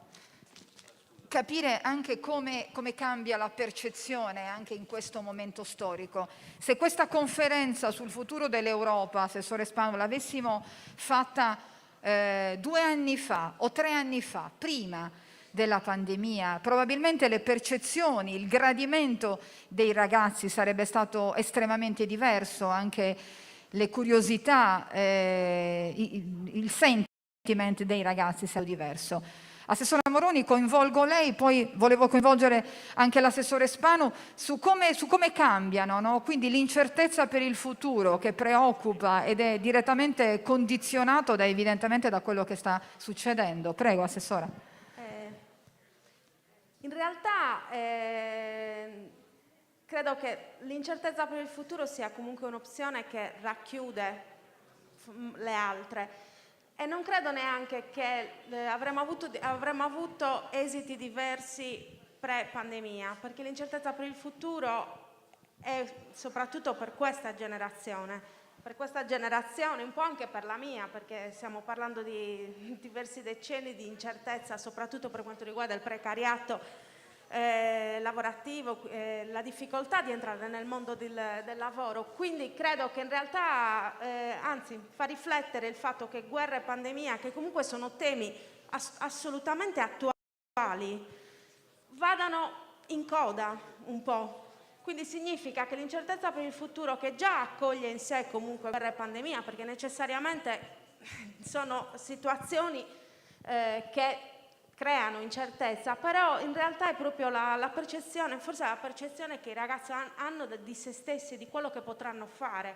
È un aspetto molto importante questo. C'è la difficoltà, anche per ricollegarmi a quello che ha detto Fabrizio Barca, la difficoltà anche cioè riconoscere le diseguaglianze e la difficoltà ad affrontarle. Questo è importante. Adesso una cosa banale: siamo in una scuola e ci sono problemi di connessione. Probabilmente l'aspetto tecnico, magari in altre regioni, con la è stato fibra, superato, certo. È stato superato. Il famoso Noi digital divide di cui noi soffriamo. Qua stiamo ancora vivendo queste difficoltà. Anche l'aspetto anche quello che ha detto Miriam, vero? Rispetto al riconoscimento della donna, è vero, sono stati fatti passi da avanti, gigante rispetto alla fine degli anni 50, ma siamo ancora ben lontani. Siamo ancora ben lontani dal fatto che le donne possano raggiungere di certi livelli. Sapete cosa vuol dire l'espressione rompere il soffitto di vetro? Significa che le donne riescono a rompere una sorta di soffitto trasparente che nella scala dell'emancipazione sociale, nel raggiungimento degli obiettivi, ancora frena le donne. Ci sono livelli di traguardo che le donne ancora non raggiungono. Quindi l'obiettivo è quello di rompere questo soffitto e arrivare fino all'attico. Quindi l'incertezza per il futuro racchiude tutte queste cose.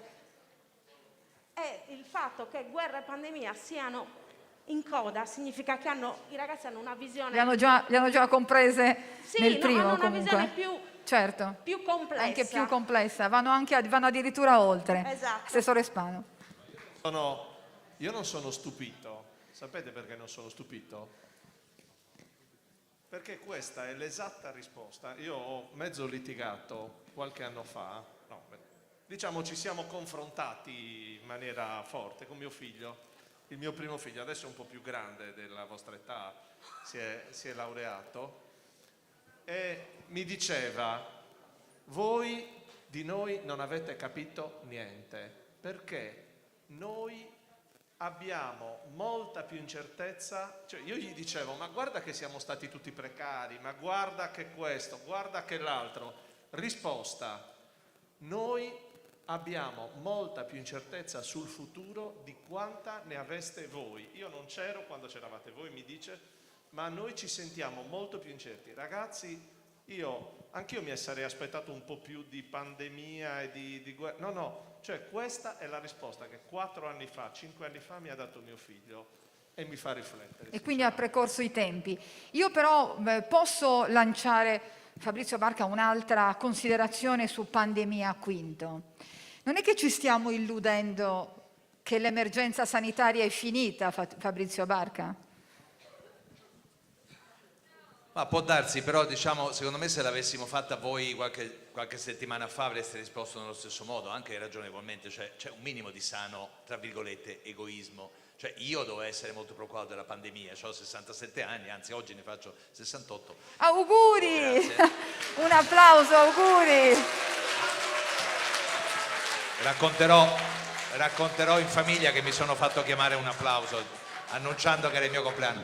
No, ma dividerlo con voi è una cosa straordinaria. Comunque, è evidente che uno come me la percentuale di rischio di fronte a una pandemia è un po' più elevata che per la vostra. Io vedevo in faccia i miei figli, mio figlio più giovane, che non è tanto lontano da voi, ha 7-8 anni di più, cioè, non aveva paura. Mentre quindi non penso che sia una sottovalutazione, non sottovalutiamola perché non è finita, perché le conseguenze sono significative e dobbiamo trovare tra l'altro un modo permanente e dignitoso. Vi faccio un esempio: disuguaglianza e pandemia. Che cosa vi viene in testa se io vi dico disuguaglianza e pandemia? Dai, vi faccio una domanda io, posso? Certo. Se io vi dico disuguaglianza e pandemia, mi dite la più grossa disuguaglianza che vi viene in testa se vi dico la parola pandemia, durante la pandemia? Qual è la cosa più ineguale che vi viene in testa? E dai. Cosa? Chi viene curato e chi non viene curato? Stai parlando di chi se l'è presa, ok? Quindi questo è importante. No, ma anche chi non se l'è presa. Accesso alle cure, L'accesso, difficoltà e di quindi accesso alle cure. Posso anche intendere nel senso di accesso al vaccino? Perfetto. Allora, a parte la questione delicata che non apriamo qua, potrebbe essere infinita, il tema, la cosa più incredibile è che ci sta un pezzo della terra, della nostra umanità, che non può vaccinarsi. Ci sono 1 miliardo di persone che il vaccino non gli è stato proprio offerto. Ma vi sembra ragionevole che stiamo in un mondo nel quale è possibile che ci sia una parte della terra grande che è esclusa dai vaccini, perché i vaccini non sono stati considerati una grande operazione pubblica? I vostri genitori, i vostri nonni fanno il vaccino per l'influenza. Perché vi dico sta roba? Perché questa è una disuguaglianza e si può cambiare. I vostri nonni fanno il vaccino per l'influenza, immagino. Noi non sappiamo come si chiama il vaccino per l'influenza e non sappiamo quale ditta lo produce, perché lo producono migliaia di ditte nel mondo. Perché? Perché il vaccino e voi potreste domandare: come mai ogni anno si fa il vaccino per l'influenza? Perché ogni anno viene scoperto qual è il ceppo nuovo, viene anticipato. Chi lo anticipa? 130 centri di ricerca pubblici, pagati con i nostri soldini, che scoprono qual è il più probabile ceppo e costruiscono un vaccino pubblico. Poi le aziende lo vendono, ma lo vendono a costo marginale, sono concorrenziali. Il vaccino viene venduto concorrenzialmente? Lo sapete quanto costa una dose di vaccino Pfizer? Alla Pfizer? Lo sapete quanto costa? $1. Sapete a quanto lo compra il governo italiano, che ha anche ottenuto condizioni buone? A $16. Cioè c'è un'azienda che, utilizzando il fatto che ha il monopolio di una cosa che ci serve, guadagna 16 volte. È un tasso di profitto che non esiste nella storia. Questa è una mostruosa disuguaglianza. Ok, ne ho approfittato. È giustissimo. Ne ho approfittato perché dietro loro, dopodiché, e poi mi azzitto, l'incertezza per il futuro, io sono d'accordo con te, cioè mi sembra sacrosanto. E quanto dicevo prima, quando io che nasco in una famiglia che veniva da un ceto molto modesto, ma dove i miei genitori già avevano fatto un salto sociale, nasco nel 54, vado a scuola nel 60, vengo da una famiglia che già ha fatto il salto, ma io non ho mai avuto incertezza. Io sapevo che se io avessi studiato come un pazzo, io da qualche parte nella vita arrivavo, ma non avevo dubbio, magari poi ero esagerato, magari invece avrei potuto prendere le legnate. Oggi, se vieni in una condizione simile alla mia, cioè di una famiglia in transizione sociale, non è così. Allora la domanda di nuovo sull'Europa, visto che l'Europa è al centro, è: l'Europa, secondo voi, ragionateci, tanto non è un voto, l'Europa secondo voi, se stabilisce delle regole del gioco uguali per tutti, se stabilisce un dialogo fra i paesi in cui non si considera più il tedesco, non ci viene più, quando diciamo tedesco immagine che era l'invasore o il nazista, quando non viene in testa che il rumeno Dio solo sa cos'è, quando ci vengono in testa come nostri simili, è una cosa che aumenta le vostre opzioni, opportunità di lavoro, opportunità, o le riduce? Questa è la domanda. Quindi l'Europa concorre a ridurre o ad aumentare l'incertezza per il futuro, stante il fatto che alcuni elementi di incertezza purtroppo ci sono nel mondo, perché dover fare una riconversione energetica vuol dire sapere che devi chiudere i cementifici, vuol dire sapere che devi chiudere delle fonti, quindi ci sono degli elementi di incertezza rispetto ai quali non possiamo far nulla che non avevamo, perché siamo più colti oggi. Non perché stiamo peggio, siamo meglio, oggi stiamo meglio, però voi sapete in questo momento che alcuni elementi sono ineliminabili. Stante che ci sono elementi di incertezza non eliminabili, l'Europa accresce o riduce le chance, le opportunità che voi avete? Beh, intanto banalmente noi certe volte diciamo paura perché tutti quanti i nostri cervelli vanno all'estero. Intanto il fatto di poter avere la chance di andare in un altro paese europeo e di essere considerati come cittadini è una chance. Io spero che molti di voi andranno in Europa, ve lo dico subito, perché un anno fuori fa bene a tutti quanti e oggi potete farlo perché c'è l'Europa. Spero che tutti voi tornerete e vi porterete indietro, pure qualcuno che sta in qualche altro paese in questo posto meraviglioso, perché il tema fondamentale non è che abbiamo da aver paura che i nostri ragazzi vanno via, avere paura che i nostri ragazzi non ritornino, ma il fatto di potersi andare a approvvigionare di conoscenza fuori e tornare indietro è una chance che l'Europa straordinaria dell'Unione Europea.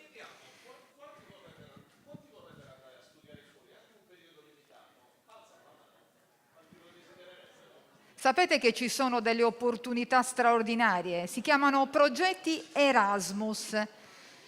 E attraverso i progetti Erasmus voi riuscite ad andare a fare un anno all'estero e a tornare più ricchi, certamente, per l'esperienza straordinaria che avete fatto. Potete farlo, ragazzi, con progetti che si chiamano Erasmus, siete studenti universitari, potete farlo con progetti di intercultura. Ci sono tantissime opportunità che l'Europa offre, proprio per darvi la possibilità di sentirvi ancora di più cittadini europei e per uscire da qua e andare a formarvi e tornare e dare il vostro contributo. Intanto, Fabrizio Barca e Assessora Moroni, visto che lei è pubblica istruzione e l'assessore e il dottor Barca ha parlato anche nel libro che vi invito a leggere, lo presentiamo stasera, ha parlato di competenza fondamentale, perché poi loro saranno futura classe dirigente e noi abbiamo degli esempi a tutti i livelli di classe dirigente che non ha seguito i suoi consigli, dottor Barca, e quindi quel libro, il suo libro, devono leggerlo queste generazioni, ma anche le mie generazioni e anche magari le intermedie, perché la formazione, la conoscenza, ragazzi, apre le porte del mondo, non solo dell'Europa. Allora, abbiamo tantissime altre domande da porvi e vogliamo il vostro gradimento su il prossimo panel. Allora, Massimiliano, prego. Ecco, prima di lanciare la prossima domanda, si parlava di progetti Erasmus. Sono in compagnia di Megan che ha fatto un progetto Erasmus. Un progetto Erasmus dalla Scozia, è arrivata a Nuoro. Che cosa stai facendo a Nuoro?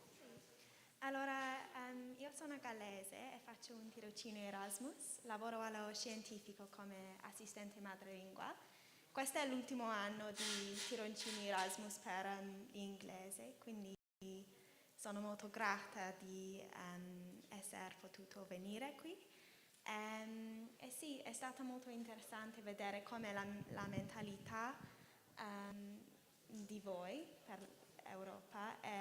Sì, Dico sempre ai ragazzi che siete fortunatissimi di essere ancora cittadini dell'Unione Europea, perché per me il Brexit ha creato un sacco di problemi col visto, permesso di soggiorno, tutta questa roba, quindi sì, è interessante per me. Quindi l'Europa per te è un fattore che crea certezze, è un fattore di certezza, non di incertezza. Sì, io sono triste che siamo usciti dall'Unione, sì. Ecco, poi vorrei Grazie.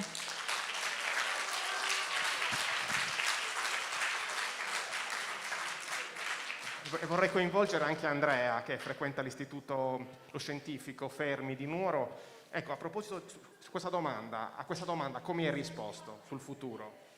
La domanda... Cosa ti preoccupa di più? La nuova domanda, mi pare.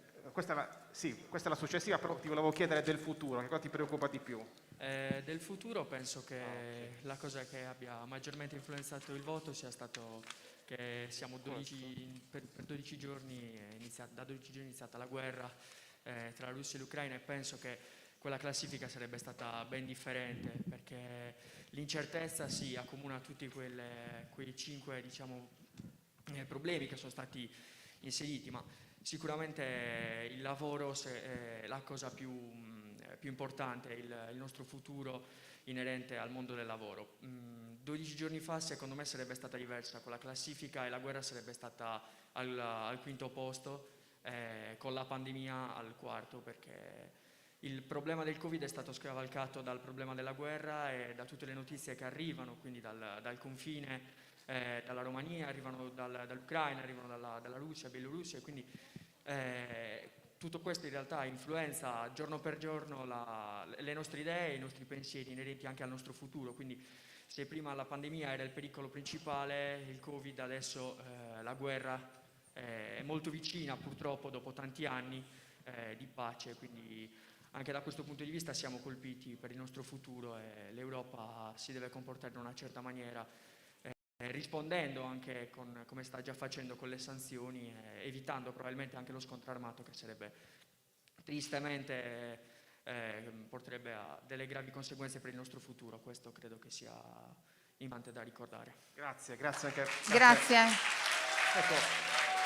Massimiliano, possiamo Sì. lanciare e leggere, perché Salve. effettivamente non è chiarissimo, quindi dobbiamo leggere i vari punti. Ecco, la domanda è: se fossi oggi un europarlamentare, per cosa ti batteresti a Bruxelles? Le possibili risposte: la democrazia e la libertà, i diritti della Sardegna, il lavoro per i giovani e il salario minimo, la giustizia sociale per ridurre il divario tra ricchi e poveri, lo sviluppo delle nostre imprese, una scuola più inclusiva e adeguata, una sanità pubblica efficiente per tutti i territori. Aggiungo che in questa domanda mi pare che avete 2 o 3 possibilità, quindi non è una risposta secca. Tre possibilità, ragazzi. 3 opzioni. Le scelte sono tante, scegliete le 3 più importanti secondo voi a cui dobbiamo dare una risposta. Ok, allora possiamo... Alcune risposte sono già arrivate. Allora, vediamo 57, più alto, intanto sta salendo, anch'io ho difficoltà a leggere, quindi ho bisogno anch'io di capire oggi 60. Qual è, Pierluigi, quello rosso? Salario e lavoro, e torniamo a quella che era la preoccupazione, no, Assessora Moroni? La preoccupazione e l'incertezza del futuro di cui si parlava in qualche slide precedente. È il tema dominante. I ragazzi lo sentono fortemente perché lo vivono socialmente, lo vivono in famiglia, in molte famiglie. La discussione in tante famiglie è questa, quindi sentono molto questa esigenza. Ragazzi, se avete votato, possiamo andare velocemente, Assessore Spano, alle prossime, perché sono tante le cose che dobbiamo chiedervi e il tempo scorre velocemente. Quindi poi facciamo magari un po' di sintesi. Intanto procediamo. Massimiliano. Sì, velocemente la dirigente scolastica voleva chiarire un punto, forse tornando indietro alla domanda precedente. Più che chiarire si tratta di una provocazione, Nelle risposte precedenti, l'incertezza sul futuro che ha avuto la maggioranza delle scelte, io non la vedo negativa. Poi ditemi voi cosa ne pensate. Comunque credo che avere un futuro certo e preconfezionato, soprattutto per le donne, sia stato un macigno per troppo tempo, e io dico ben venga questa incertezza, perché quando il futuro è incerto, che mettiamo in moto tutte le nostre competenze e cerchiamo nel migliore dei modi possibili di rimuovere gli ostacoli. Grazie, professoressa. Grazie, ecco, possiamo...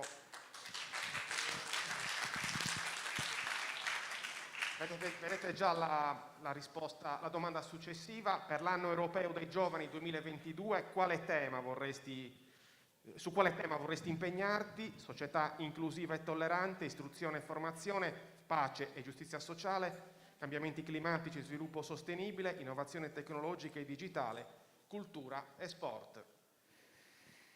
E allora pace e giustizia sociale in questo momento più che mai, società inclusiva e tollerante, cambiamenti climatici e sviluppo sostenibile. Un altro tema fondamentale delle agende europee, i cambiamenti climatici, ragazzi, le energie rinnovabili, quello che è l'impatto dei cambiamenti climatici. Anche questo noi lo stiamo vivendo e voi lo state vivendo sulla vostra pelle, perché quando io avevo la vostra età, il cambiamento climatico era le stagioni, equivaleva alla stagione che cambiava, quindi d'inverno c'erano le piogge, d'estate c'era il caldo, ma non avevamo la percezione di quello che poi sarebbe capitato. Oggi voi lo vedete perché i disastri ambientali che stanno capitando per stare alla nostra regione,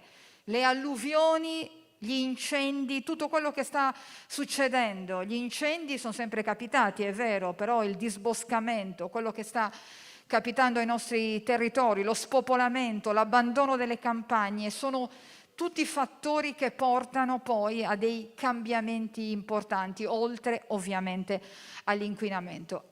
Abbiamo chiesto tanto, troppo, e il richiamo a un'agenda diversa, a politiche diverse anche da un punto di vista ambientale, il richiamo ci viene anche dal Pontefice, dal Papa, che nell'ultima enciclica ha fatto un richiamo molto forte ai governanti affinché veramente si abbia cura del nostro clima e quindi si mettano in atto politiche realmente nuove, che abbiano a cura l'ambiente. Allora non è una piaggeria al Comune di Nuoro, ma ancora una volta siete all'avanguardia, assessora Moroni e assessore Spano, perché dentro le politiche europee voi avete messo tutto e ci sono anche l'importanza e l'impatto ambientale, quindi lo spingere su politiche differenti, reti intelligenti, digitale e tutto quello che può portare davvero a politiche diverse e nuove. Fabrizio Barca, bisogna spingere su queste cose.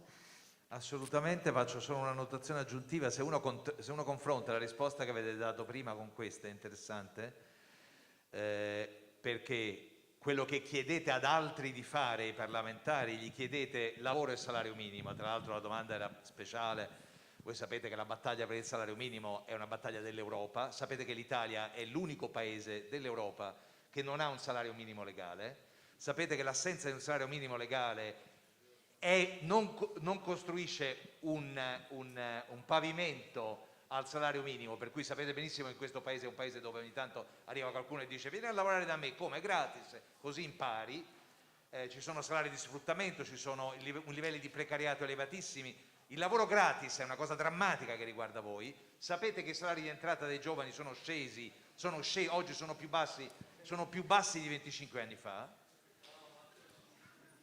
Quindi avete detto una cosa sacrosanta chiedendo il salario minimo legale. Tra l'altro gli ultimi governi si erano tutti impegnati a introdurre il salario minimo legale, poi non è avvenuto, è stato tolto anche dagli impegni del governo sul PNRR, ma è interessante che quando parlate di impegno vostro il vostro impegno, quello era quello che chiedete ad altri, voi dite pace, giustizia sociale e clima. È interessante cioè l'impegno, la battaglia, il tempo che magari potrete dedicare, io mi auguro, alle organizzazioni sociali, perché si può cambiare il mondo non soltanto votando e non soltanto esprimendo pareri in un'assemblea, si può cambiare il mondo facendo direttamente voi delle cose, e spero che lo farete. Voi state dicendo che se volete impegnarvi voi, cambiare il mondo con le vostre mani, pace, giustizia sociale e clima prendono la metà di tutta la torta. Esatto, Una bella risposta. tra l'altro un invito ulteriore a leggere il suo libro, dottor Barca, perché lei parla di 4 assi strategici fondamentali e si rivolge alla politica, e quindi c'è il genere, tornando a quelle che sono le battaglie contro le disuguaglianze anche di genere, c'è classe, quindi il famoso conflitto di classe, termini probabilmente desueti per voi ma ancora attualissimi nella sostanza, la razza, abbiamo parlato anche di questo, e poi l'ambiente, quindi 4 assi strategici che si ricollegano assolutamente a questo. Massimiliano, possiamo andare avanti così coinvolgiamo anche l'assessore Moroni sul prossimo, perché anche il prossimo è estremamente interessante. Così, prima di annunciare la prossima domanda, vorrei proprio coinvolgere un ragazzo sui temi, sulle indicazioni che stanno emergendo nel corso di questa mattinata. Buongiorno, sono dell'Istituto Ciusa. In base a quello di cui abbiamo discusso sinora, voglio riflettere sul fatto che nella Regione Sardegna dovremmo incrementare più l'uso dei mezzi pubblici anche nelle nostre piccole città. Io in base posso parlare specificatamente di Siniscola, che avendo un incremento di mezzi pubblici aiuterebbe alla riduzione dell'inquinamento ambientale. Di fatto, se ogni nostra città avesse un ATP o comunque una società di mezzi di trasporto urbano, possibilmente a base elettrica o comunque a una conduzione sostenibile, sarebbe una regione più pulita e con un impatto ambientale più pulito, più green. Grazie, hai dato un'indicazione molto, molto concreta, un'indicazione operativa per l'agenda europea.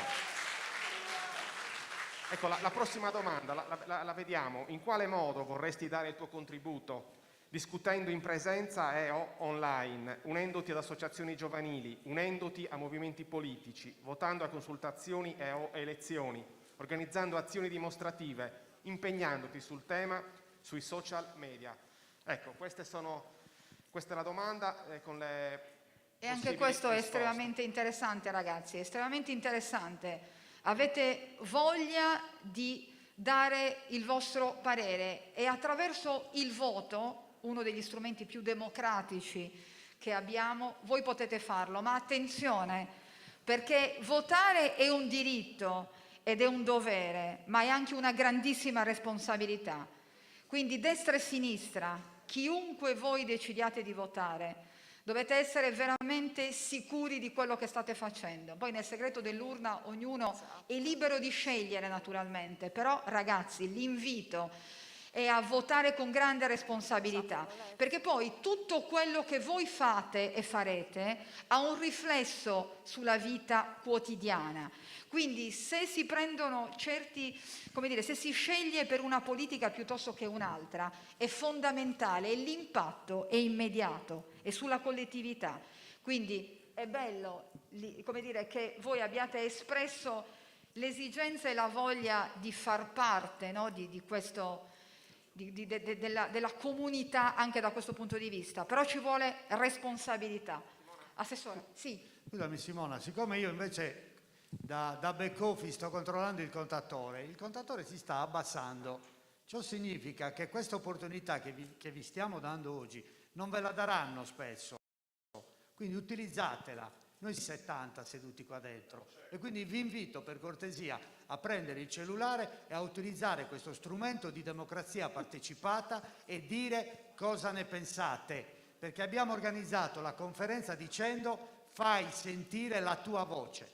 Oggi potete far sentire la vostra voce con queste importanti risposte che state dando, che saranno poi trasmesse a persone che hanno responsabilità politiche, amministrative, religiose e tutto quello che volete. Quindi per cortesia votate, perché quel contatore deve arrivare minimo a 100, perché siamo quasi 100, forse abbiamo superato i 100 presenti. Grazie. Grazie Salvatore. Ragazzi, fatelo perché vi abbiamo ripetuto più volte in queste 2 ore di lavoro che quello che succede oggi qui non è lontano, diverso, distinto e distante da quello che succede in altre parti della nostra Europa. E allora avete la possibilità di agire, avete la possibilità di far sentire la vostra voce, cercate davvero di farlo. Assessora, lei assessore alla pubblica istruzione, può fare un richiamo dolce e gentile a questi nostri studenti?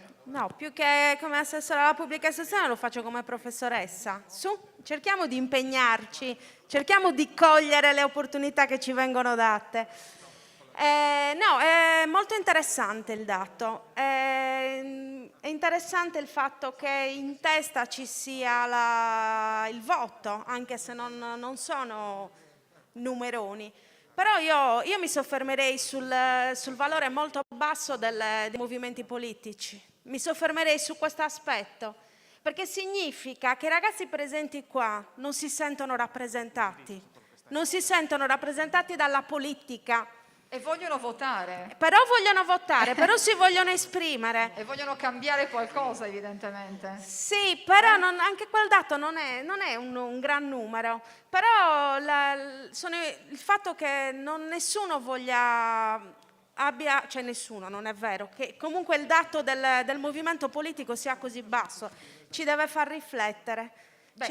Ci deve far riflettere, perché vuol dire che i movimenti politici, che siano movimenti o che siano partiti, non stanno facendo il loro lavoro per questa generazione, ma fondamentalmente anche forse per la generazione subito prima, perché non rispondono più alle esigenze della popolazione. Forse è quello che è successo anche di recente con l'elezione del Presidente della Repubblica, che ha coinvolto assolutamente tutti, non deve essere stato uno spettacolo bello neanche per loro. Per loro no, assolutamente. Evidentemente i partiti non sono più in grado di farsi portatori di valori, di farsi portatori della voce delle persone, quindi questo dato è importante.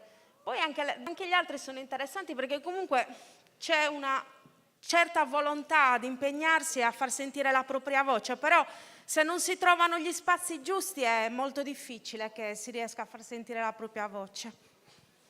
Allora, Massimiliano, hai un'altra testimonianza? Posso Certo. aggiungere? Chi parla? Fabrizio. No, soltanto Prego. posso, proprio un secondo. Certo. Proprio sulla linea delle parole che ha detto l'assessore e con la franchezza che posso avere con voi, ancora più forte, legata alla mia lontananza da voi. Guardate che state dando un giudizio, è pesante quello che avete scritto, è dato di fatto, siete stati onesti. Cioè persino il voto è appena sopra il livello medio, tra 1 e 5. Questo vuol dire che molti di voi si apprestano a non votare alle prossime elezioni. Io vado franco, questi incontri si fanno così. Molti di voi si apprestano anche, non solo, come ha detto l'assessore, l'elemento più interessante è la sfiducia, cioè l'idea di stare in un movimento politico, salvo a qualcuno di voi, proprio vi fa venire, diciamo, non è praticamente interessante, ma state anche segnalando che non avete tutta questa strongly agree il voto, no? Siete molto lontani da strongly agree. Quindi questo è un punto significativo. Né segnalate tutto questo entusiasmo per fare attività nell'associazionismo o per le discussioni collettive, e neppure per i media, state a 2,7. È interessante, Cioè voi state esprimendo una cosa che è lontana dalle parole di De Gasperi, che sono state lette dal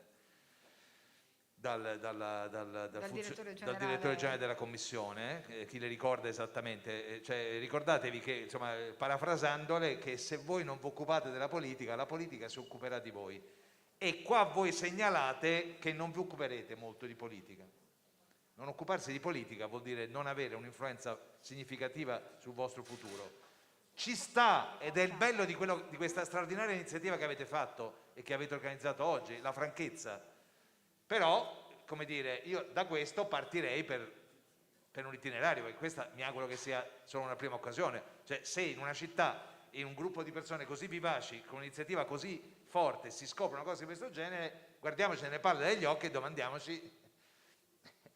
Ricordatevi un'ultima cosa: quanto pesate voi quando decidete. Ve lo dico con la decisione presa in Gran Bretagna, Brexit, ok? Chi l'ha deciso Brexit? I giovani. I giovani hanno deciso Brexit. Perché? Perché la massa dei giovani, quando gli è stato chiesto se volevano restare in Europa o no, la grande maggioranza dei giovani, il 70% dei giovani inglesi, volevano restare in Gran Bretagna. Ok? Se avessero votato, la Gran Bretagna sarebbe nell'Europa. Non sono andati a votare. La percentuale di giovani che è andata a votare, perché? Perché riteneva che tanto comunque si decideva. Non sono andati a votare, Brexit ha vinto per un grappolo di voti. Quindi è vero che oggi i giovani noi li ascoltiamo poco, è vero che in Italia si è ridotto il vostro numero, il numero fa differenza, quando si nasce poco si producono pochi bambini e la voce è meno, il numero conta, però se quei giovani che ci sono, che hanno delle opinioni forti, in Gran Bretagna ce l'avevano, restare in Europa e non usano lo strumento più semplice che non vi entusiasma, che è il voto, alla fine le decisioni le prendono i vecchi. E la decisione di uscire dall'Europa in Gran Bretagna l'ha presa i vecchi. E se i parlamenti voi non andate a votare, le decisioni che prendono cosa sono? Di dare un sacco di soldi ai pensionati e pochi interventi per i giovani, tanto per essere chiaro. Bisogna che le cose siano chiare, Perché se il Parlamento è un Parlamento di vecchi, votato da vecchi, se si sa che voi non andate a votare, io da chi mi devo fare eleggere? Dagli anziani. E io cosa faccio? Una cosa che serve ai vecchi. I vecchi per i vecchi. Purché vi sia chiaro. Dottor Barca, loro a votare ci vogliono andare, il problema è chi trovano da votare, cioè anche quello è un grosso problema. Massimiliano. Ecco, sì, sono in compagnia di Simone, che è laureato in giurisprudenza e che ha fatto una scelta ben precisa, ha deciso di offrire il suo contributo in quale campo in questo momento? Posso? Mi presento, sono Simone, volontario del servizio civile. La mia scelta di iniziare questo percorso come volontario è stato di offrire la mia competenza legale nel campo del diritto dell'Unione Europea. È un argomento su cui mi sono laureato, cui ho dedicato comunque gli ultimi 5 anni del percorso, gli ultimi 3 anni del percorso universitario, e quindi per me era importante poterlo vivere non solo sul piano teorico, perché di teoria ne abbiamo anche troppa, però sul piano pratico. La mia attività nello Europe Direct è un'attività non semplice, perché informare significa spiegare, e spiegare anche in termini, diciamo, più semplici possibili, senza troppi tecnicismi, perché a volte la gente, dopo 2 minuti, si inizia a parlare in termini tecnici, ti molla e non ti ascolta più. Quindi il mio contributo anche alla conoscenza delle politiche europee lo do ogni giorno con la mia attività di volontario, informando anche attraverso il web, attraverso il nostro sito, sulle politiche dell'Unione Europea, ma soprattutto su quello che l'Unione Europea fa nel concreto ogni giorno. È un lavoro di semina che potrebbe produrre i suoi frutti. Esattamente, la metafora è la più azzeccata possibile, perché in realtà è un lavoro continuo, paziente, spesso a volte viene anche la frustrazione perché dici magari le persone non colgono quello che tu dici, l'importanza anche di quello che l'Europa fa, però il tuo dovere è quello di spiegare e soprattutto di capire quali sono i fraintendimenti, perché molta gente capisce cose diverse. Il tuo dovere è quello di essere chiaro, semplice, e evitare ambiguità. Diretto. Esatto. Ecco, leggiamo insieme la prossima domanda. Massimiliano, ci fermiamo un attimo. Prego, sì. Ci fermiamo un attimo, nel senso che adesso i ragazzi ascolteranno una straordinaria essenza. Abbiamo parlato tanto di voi, dei giovani, del futuro, di quello che potete fare. Adesso un'iniezione di saggezza e di entusiasmo sull'Europa. La ascoltiamo da Celestino Addari, il nuorese che ha partecipato alla conferenza sul futuro dell'Europa. Chiederei a lei di salire e a voi di fargli un grande applauso.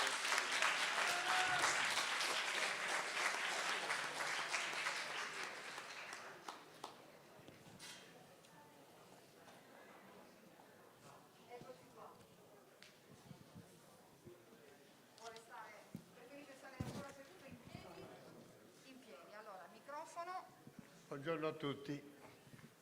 Allora, le possiamo chiedere un'iniezione di fiducia sull'Europa e di energia, di vitalità a questi giovani? Dunque, io ho avuto l'esperienza di frequentare, di essere invitato. Guardi, io sto distante da lei, lei può togliere la Così mascherina perché mi dà fastidio. e così riesce a parlare un po' abbassato. Perfetto. State davanti al microfono più vicino possibile, così la sentono tutti. Grazie.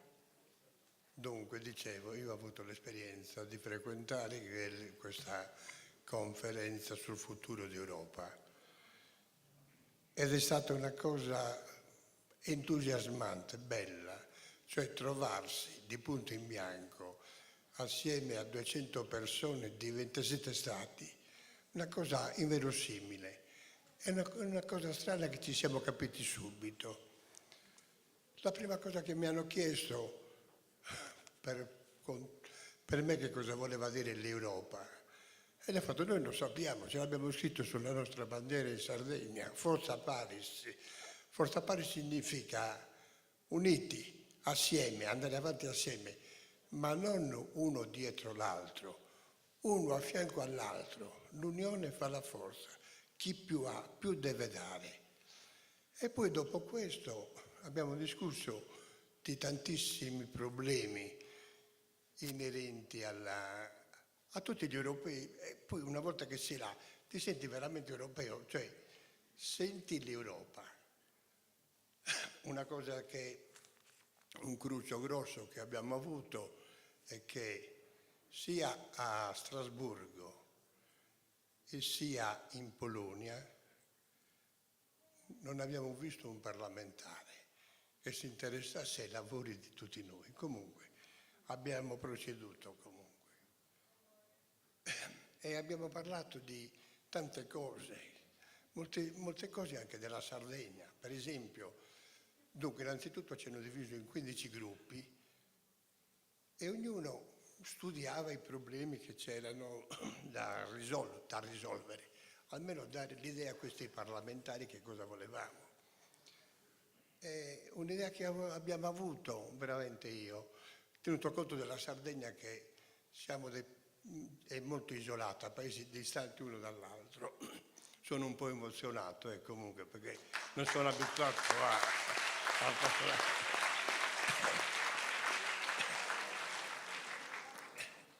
E quindi, siccome ci sono molti paesi distanti uno dall'altro e la questione sanità è un grosso problema, abbiamo dato l'idea, la raccomandazione cosiddetta, di organizzare dei pulmini sanitari col medico a bordo, con 2 medici che so io. Chi non può andare dal medico o per mancanza di mezzi pubblici oppure anche mancanza di soldi, insomma, purtroppo la nostra realtà è quella che è. Una telefonata e il medico va a visitare queste persone. Così pure per la sanità deve essere gratuita tutte le cure odontoiatriche, i dentisti, deve essere, soprattutto per i meno abbienti, deve essere gratuito, cioè la sanità deve essere gratuita per tutti. E poi ci siamo a tante altre cose, dell'energia per esempio, energia alternativa, cercare di innanzitutto ampliare le strade ferrate in modo che si potessero toccarsi la ferrovia nel maggior numero dei paesi, di essere collegati e i trasporti avvenire tramite strada ferrata e non sui camion, inquinamento in meno, carburanti in meno, eccetera, eccetera. Paleoliche, è inutile che diciamo noi stanno male, ma noi abbiamo dei terreni incolti che non servono a niente, mettiamoci delle paleoliche, almeno produciamo qualche cosa, pannelli solari, e perché no, anche queste centrali nucleari, Adesso pare che ce ne siano di nuove concezioni. Quindi, studiato bene il sistema, se sono sicure, perché non dobbiamo adottarlo anche questo? D'altronde, noi in Italia siamo circondati da centrali nucleari. Poi abbiamo un'altra cosa importante. Per le scuole, per esempio, avvicinarsi alla natura, istituire, soprattutto per le scuole elementari e medie, io li ho chiamate delle settimane verdi, cioè tipo gli scout, dei campeggi, delle escursioni di questi ragazzi con del personale specializzato che siano a contatto della natura. E perché no, magari anche nel fine settimana chiamare anche i genitori, perché anche i genitori così apprendono qualcosa. Poi abbiamo parlato di tantissime, l'allevamento per esempio, il bestiame. C'era la proposta di aumentare notevolmente la tassazione sulle carni. Ha detto che è sbagliato, soprattutto per noi in Sardegna che abbiamo gli allevamenti, i pastori, questi qua si diminuiscono il consumo delle carni, che cosa fanno? Aumentiamo i disoccupati. Piuttosto cerchiamo di eliminare gli allevamenti intensivi e tornare all'antica, al pascolo brado, oppure alimentare il bestiame come si deve, fare delle buone carni e insomma, e via. E poi ci sono tante altre cose, io ho preso anche degli appunti, insomma, qualche cosa anche per gli anziani, a proposito di anziani. Questi anziani pure, noi li vediamo in tutti i paesi, buttati così, perché non cerchiamo di fare qualche cosa per utilizzarli, tra virgolette? Cioè si potrebbe fare una cosa, per esempio, vecchi posteggi che non servono più in disuso, cercare di fare degli orticelli, darli in gestione a questi gruppi di anziani, magari fare dei campetti di bocce, il tavolino per farsi la partita a carte e insomma chiamare i vigili quando escono i ragazzi dalle scuole, cioè farli sentire utili questa gente qua. Poi alimentazione, di tante cose, dobbiamo ridurre la plastica, anche per esempio gli imballaggi, ritornare al vetro, usare tipo all'antica il vetro a rendere, meno inquinamento e questa roba la riutilizziamo, eliminare un pochino la plastica. Gli argomenti sono vastissimi che abbiamo parlato. E alimentazione, ci lamentiamo sempre del cibo eccetera, ma qui bisogna fare un passo indietro, cioè fare come facevano le nostre mamme e le nostre nonne, fare la spesa nei mercatini, rientrare a casa e cucinare, perché è inutile che questo abuso di pranzi pronti e poi ci lamentiamo che non bastano più i soldi, ma signori belli, questi pranzi pronti, un passo indietro dobbiamo farlo, come pure un passo indietro dobbiamo fare per la questione del lavoro. Molti dicono non nasce gente, ma come volete che nasca gente? Se sono disoccupati, stanno campando molti perché ci sono i nonni. Diamogli un lavoro a questi ragazzi con un salario adeguato. Ma lei non era emozionato? Beh sì, sono emozionato. Di solito quando uno è emozionato non ha le parole, no? Invece lei sta andando benissimo, Sì, per carità. Poi vedi un'altra cosa che c'era, cioè tornando all'antica, perché non riapriamo le scuole professionali? Ci sono oggi un sacco di mestieri che non si trovano più, idraulici, elettricisti, falegnami. Facciamo delle scuole, delle persone istruite, non ignoranti come eravamo noi, delle persone istruite che fanno questi lavori, perché il lavoro è bello, fatto con passione, è bello. Quindi possiamo fare una sintesi del suo messaggio. Allora, lavoro per tutti. Lavoro per tutti. Salario adeguato. Adeguato, esatto. E nuovi vecchi mestieri che devono tornare. Esatto, perché non c'è altra soluzione. Grazie. Oggi i posti negli uffici non ci sono più. Non ci sono più. Innanzitutto ci vuole che anche i ragazzi, ci vuole coraggio, cioè il mondo è vostro e dovete affrontare. Grazie anche per questo messaggio. Grazie.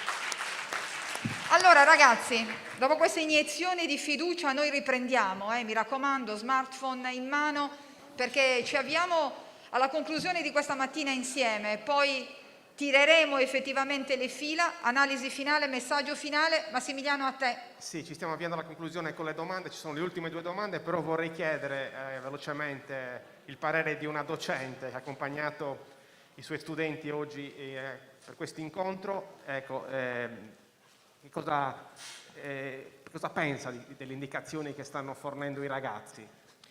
Allora, sicuramente dalla giornata che abbiamo vissuto insieme emerge una necessità di formare e informare maggiormente i nostri studenti su che cos'è l'Europa, come funziona e quali sono i vantaggi che comunque porta nell'essere cittadini europei. Sicuramente come scuola siamo molto sensibili da questo punto di vista, perché abbiamo un gruppo di ragazzi che lavora al progetto di Open Coesione e quindi in questo sicuramente ci sentiamo in qualche modo di contribuire affinché loro possano diventare dei cittadini consapevoli. E inoltre abbiamo un altro gruppo di ragazzi che è qua con noi che fa parte del progetto di European School Ambassador e quindi anche in questo senso sicuramente cerchiamo di offrire a loro il maggior numero di possibilità perché possano essere formati adeguatamente. Aprire gli orizzonti. Stiamo vedendo la domanda successiva, disuguaglianza, a cosa pensi in generale? Il reddito, il genere, uomo-donna, il colore della pelle, la classe sociale, orientamento sessuale, orientamento religioso, la posizione geografica. State già rispondendo a questa domanda.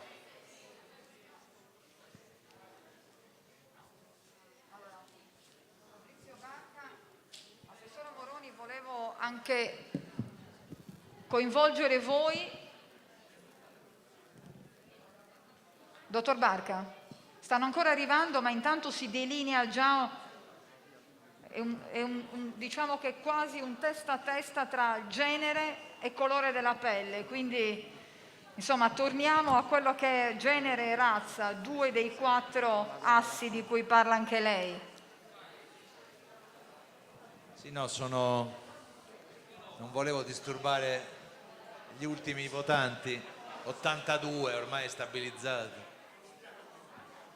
No, è estremamente interessante perché, diciamo, quando uno parla di disuguaglianze, la prima cosa che ti viene in mente, ragazzi, è quella che voi votate poco assai, che è la disuguaglianza di reddito, ed è interessante perché nel modo... Torniamo all'articolo della Costituzione, stiamo andando verso la fine, no? Sì. Quel nostro articolo della Costituzione anticipa di tanti anni una concezione filosofica, perché chi di voi gli piace un po' la filosofia, che gli piace un po' la storia, il pensiero, vi consiglio di leggere, siete stanchi, si vede, ma comunque, tant'è, vi consiglio di leggere Amartya Sen, visto che che la pelle per voi è la più importante, che è un filosofo indiano di grande spessore, ha scritto molte cose, le trovate, ha scritto libri tradotti in italiano, per chi legge l'inglese li legge in inglese. Amartya Sen, dopo tanti anni che i nostri costituenti, straordinari costituenti, avevano scritto che la disuguaglianza ha a che fare con il pieno sviluppo, col mancato pieno sviluppo della persona umana, ha scritto la stessa cosa, dandogli però una grande base. Sapete cosa ha detto?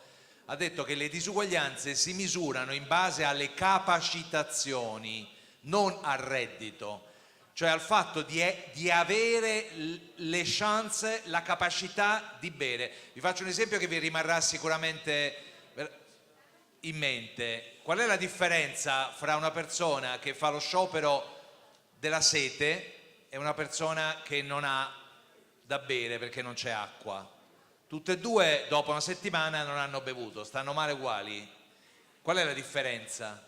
È semplice, che uno sceglie, facciamo la coppia, che uno sceglie.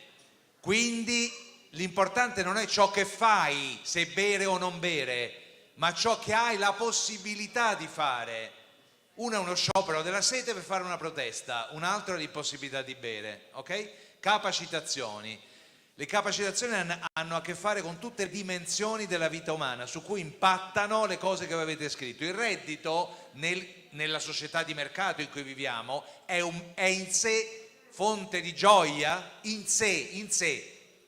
No, è un mezzo, è uno strumento che ti aiuta e ti capacita. Non esageriamo l'irrilevanza, perché poi ci avete detto salario minimo, lavoro, giusto? Però con questo ci state segnalando che la vostra sensibilità, cosa pensi? La domanda era ben fatta, cioè la prima cosa che ti viene in testa, pensi alla pelle. Porca miseria, cioè pensi al fatto che noi oggi siamo più accoglienti nei confronti, e vive Dio che lo siamo, dei ragazzi e delle ragazze o dei bimbi ucraini, e non lo siamo stati nei confronti, nello stesso modo, di quelli siriani.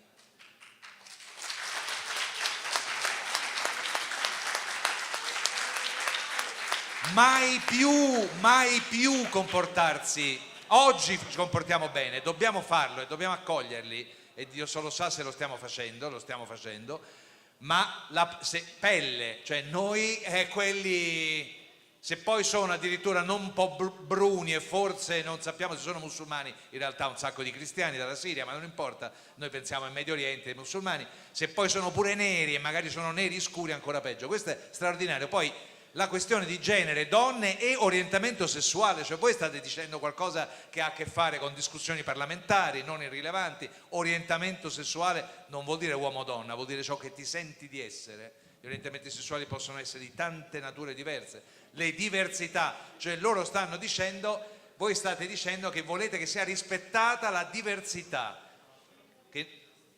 Secondo me questo è bellissimo, cioè posso ancora fare un commento, è strano. La vostra sensibilità è straordinaria, i vostri punti sono molto forti, è solo quando sei arrivata all'impegno che...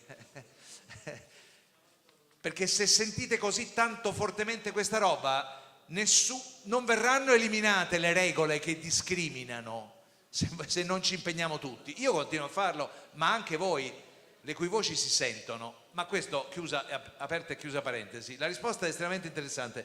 La bassissima quota di religioso segnala, forse è un segno, non lo so, ve lo chiedo a voi, forse potrebbe essere chiesto, cos'è la sensazione, perché non è che lo ritenete poco rilevante consentire, come se avvertiste che in questo paese in fondo c'è una forte tolleranza per molte religioni. Io la leggo in positivo, è così o è la non percezione che c'è invece discriminazione, che nel mondo sono discriminati i cristiani come musulmani, gli indù come gli ebrei, ancora tanto. In Italia questo significa che non vi viene in testa, perché in fondo la nostra è una società dal punto di vista religioso che attenta a rispettare le diversità, è questo il senso? Che dite ragazzi? È questo il senso? Mi pare che l'applauso forse... Fatelo l'applauso, un applauso non va mai soffocato. Possiamo andare avanti, così coinvolgiamo anche l'assessore Moroni sull'altra, che è quella dell'infanzia e dell'adolescenza. E poi è l'ultima domanda, che è legata alla precedente: infanzia e adolescenza e lotta alle disuguaglianze e discriminazioni. Io farei così: compro PC e tablet e rete a chi non ne ha, garantisco percorsi di studi specifici per chi abbandona la scuola, attivo asili nido pubblici e bonus alle famiglie, garantisco aiuti ai giovani per l'università, riconosco reddito di sussistenza per i minori in povertà. Salvatore, volevi? Sì, sempre come per quell'altra domanda, cioè qua non è che dovete rispondere una su 5, metteteli in ordine di come voi le percepite, qual è la più importante e quella meno importante. Votate ragazzi, votate, siano 10. Una scala di priorità. 11, andiamo avanti veloci perché questa, tanto stiamo per finire, ma questo è un altro tema fondamentale che va ad integrare quello precedente, non è una cosa diversa. Quindi vi si chiede esattamente di raccontare che cosa voi fareste per. Scusa Simona, allora mi è stato comunicato che in una scuola, per i noti problemi che abbiamo studenti che vengono dai paesi vicini, hanno il pullman all'1, quindi all'1:15 vanno via da questa sala. Vorrei, se ce la facciamo, di concludere entro l'1:15 perché abbiamo una conclusione finale che è molto legata alla vicenda attuale. Assolutamente sì, stiamo finendo, Salvatore, credo che sia proprio l'ultima questa, e quindi io chiedo 73, 74, Assessore Moroni, possiamo già fare le prime considerazioni? Prende il microfono, magari si avvicina. Cominciamo a fare, legge lei? Sì, allora, al primo posto abbiamo il reddito di sussistenza per i minori in povertà. Tra l'altro reddito di sussistenza. Poi garantisco aiuto ai giovani per l'università, attiva asili nidi pubblici e bonus alle famiglie, garantisco percorsi di studio specifici per chi abbandona la scuola, compro PC e tablet e rete a chi non ne ha. Allora, sì, sono dei dati interessanti.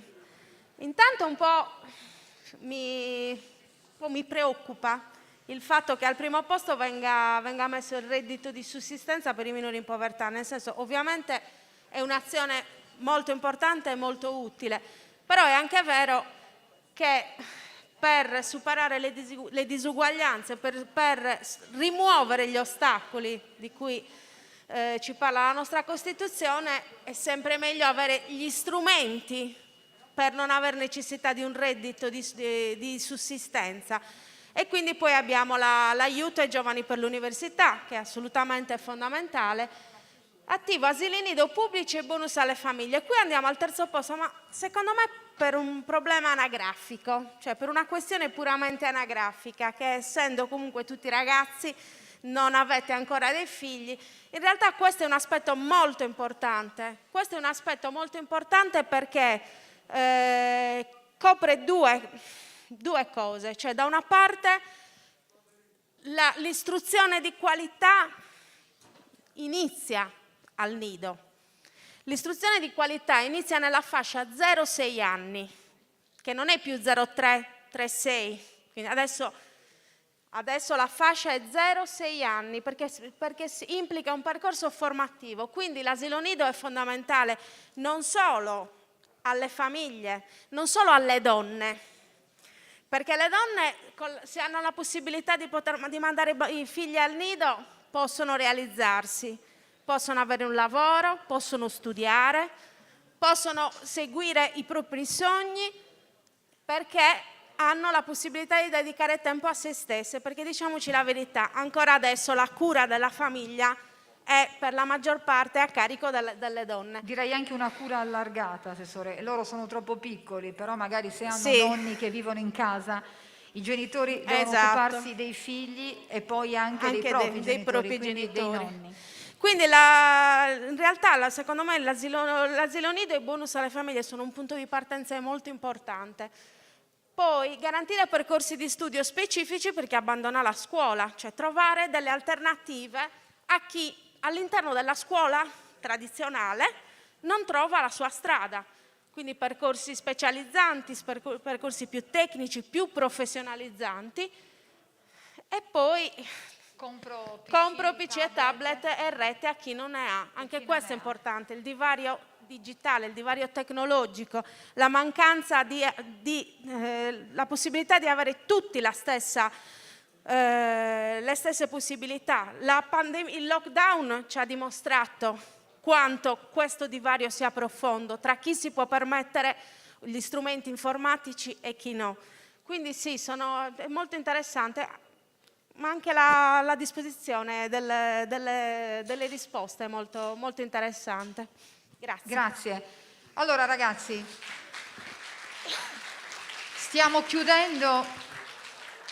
Io credo che, Assessore Spano, credo che da questa mattinata di lavoro, perché è stata una mattinata di lavoro, si esca tutti un po' più europei, più consapevoli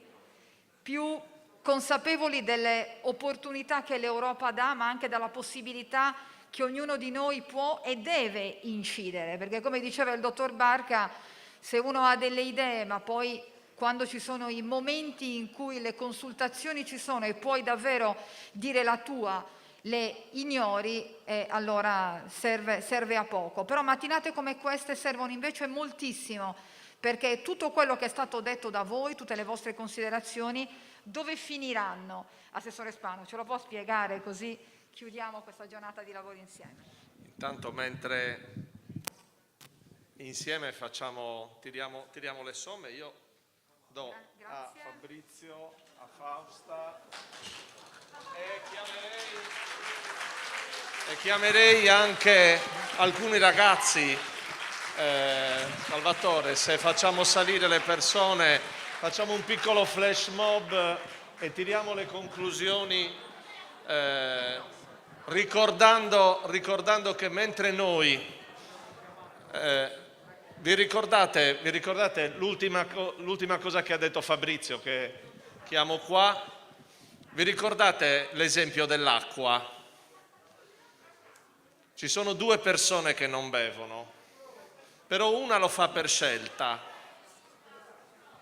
Scusate, una lo fa per scelta di non bere, perché ha la possibilità di scegliere, l'altra l'acqua non ce l'ha proprio.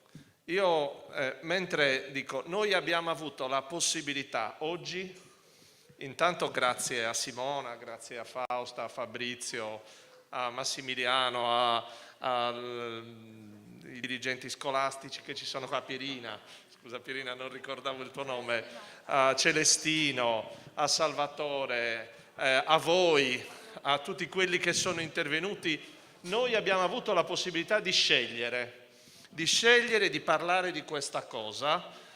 Possiamo avere un'altra possibilità di scegliere, che è quello di impegnarci per queste cose, di far salire quelle righe sull'impegno, non solo sul voto, sull'associazionismo, come ci piace, in conflitto anche, per poi arrivare a farne nuove di cose. L'impegno del Comune è questo, cioè aver fatto un assessorato all'Agenda 2030 ha questo senso.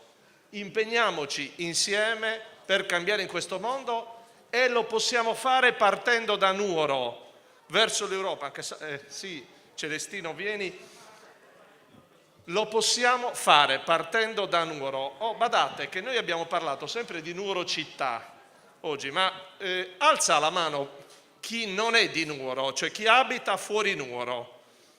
Come vedete non sono pochi, però anche questo è importante. Nuoro è tutta Nuoro. Nuoro non è solo la città di Nuoro che pensa a se stessa, si fa gli affari suoi.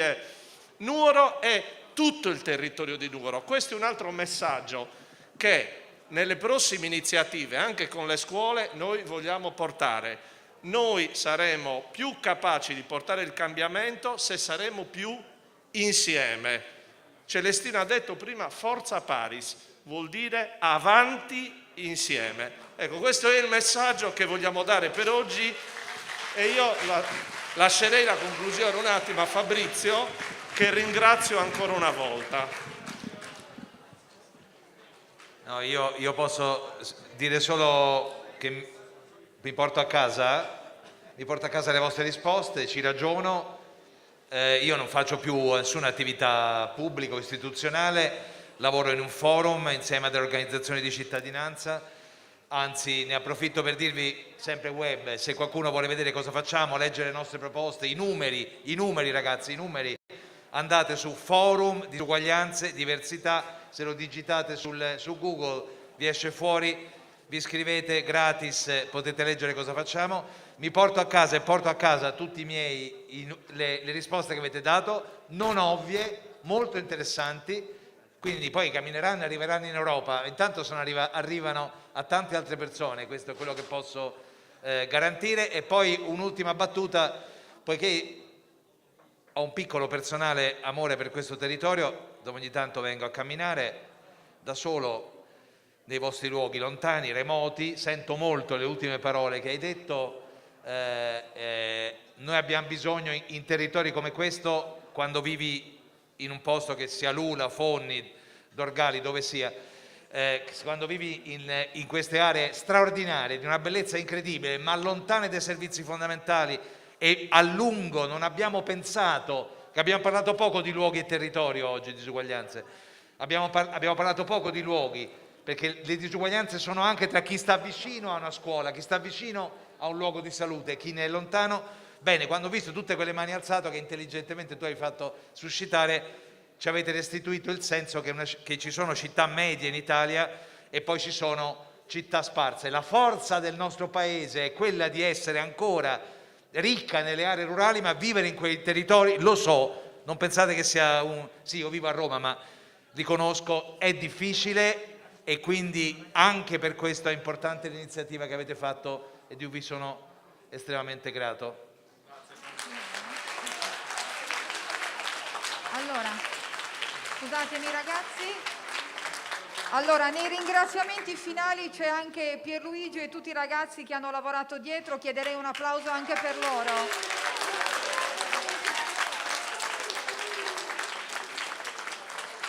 Allora ragazzi, forza Paris, in bocca al lupo, ad maior a tutti voi, ci rivedremo presto. Chiudiamo con una canzone di Sting, è così?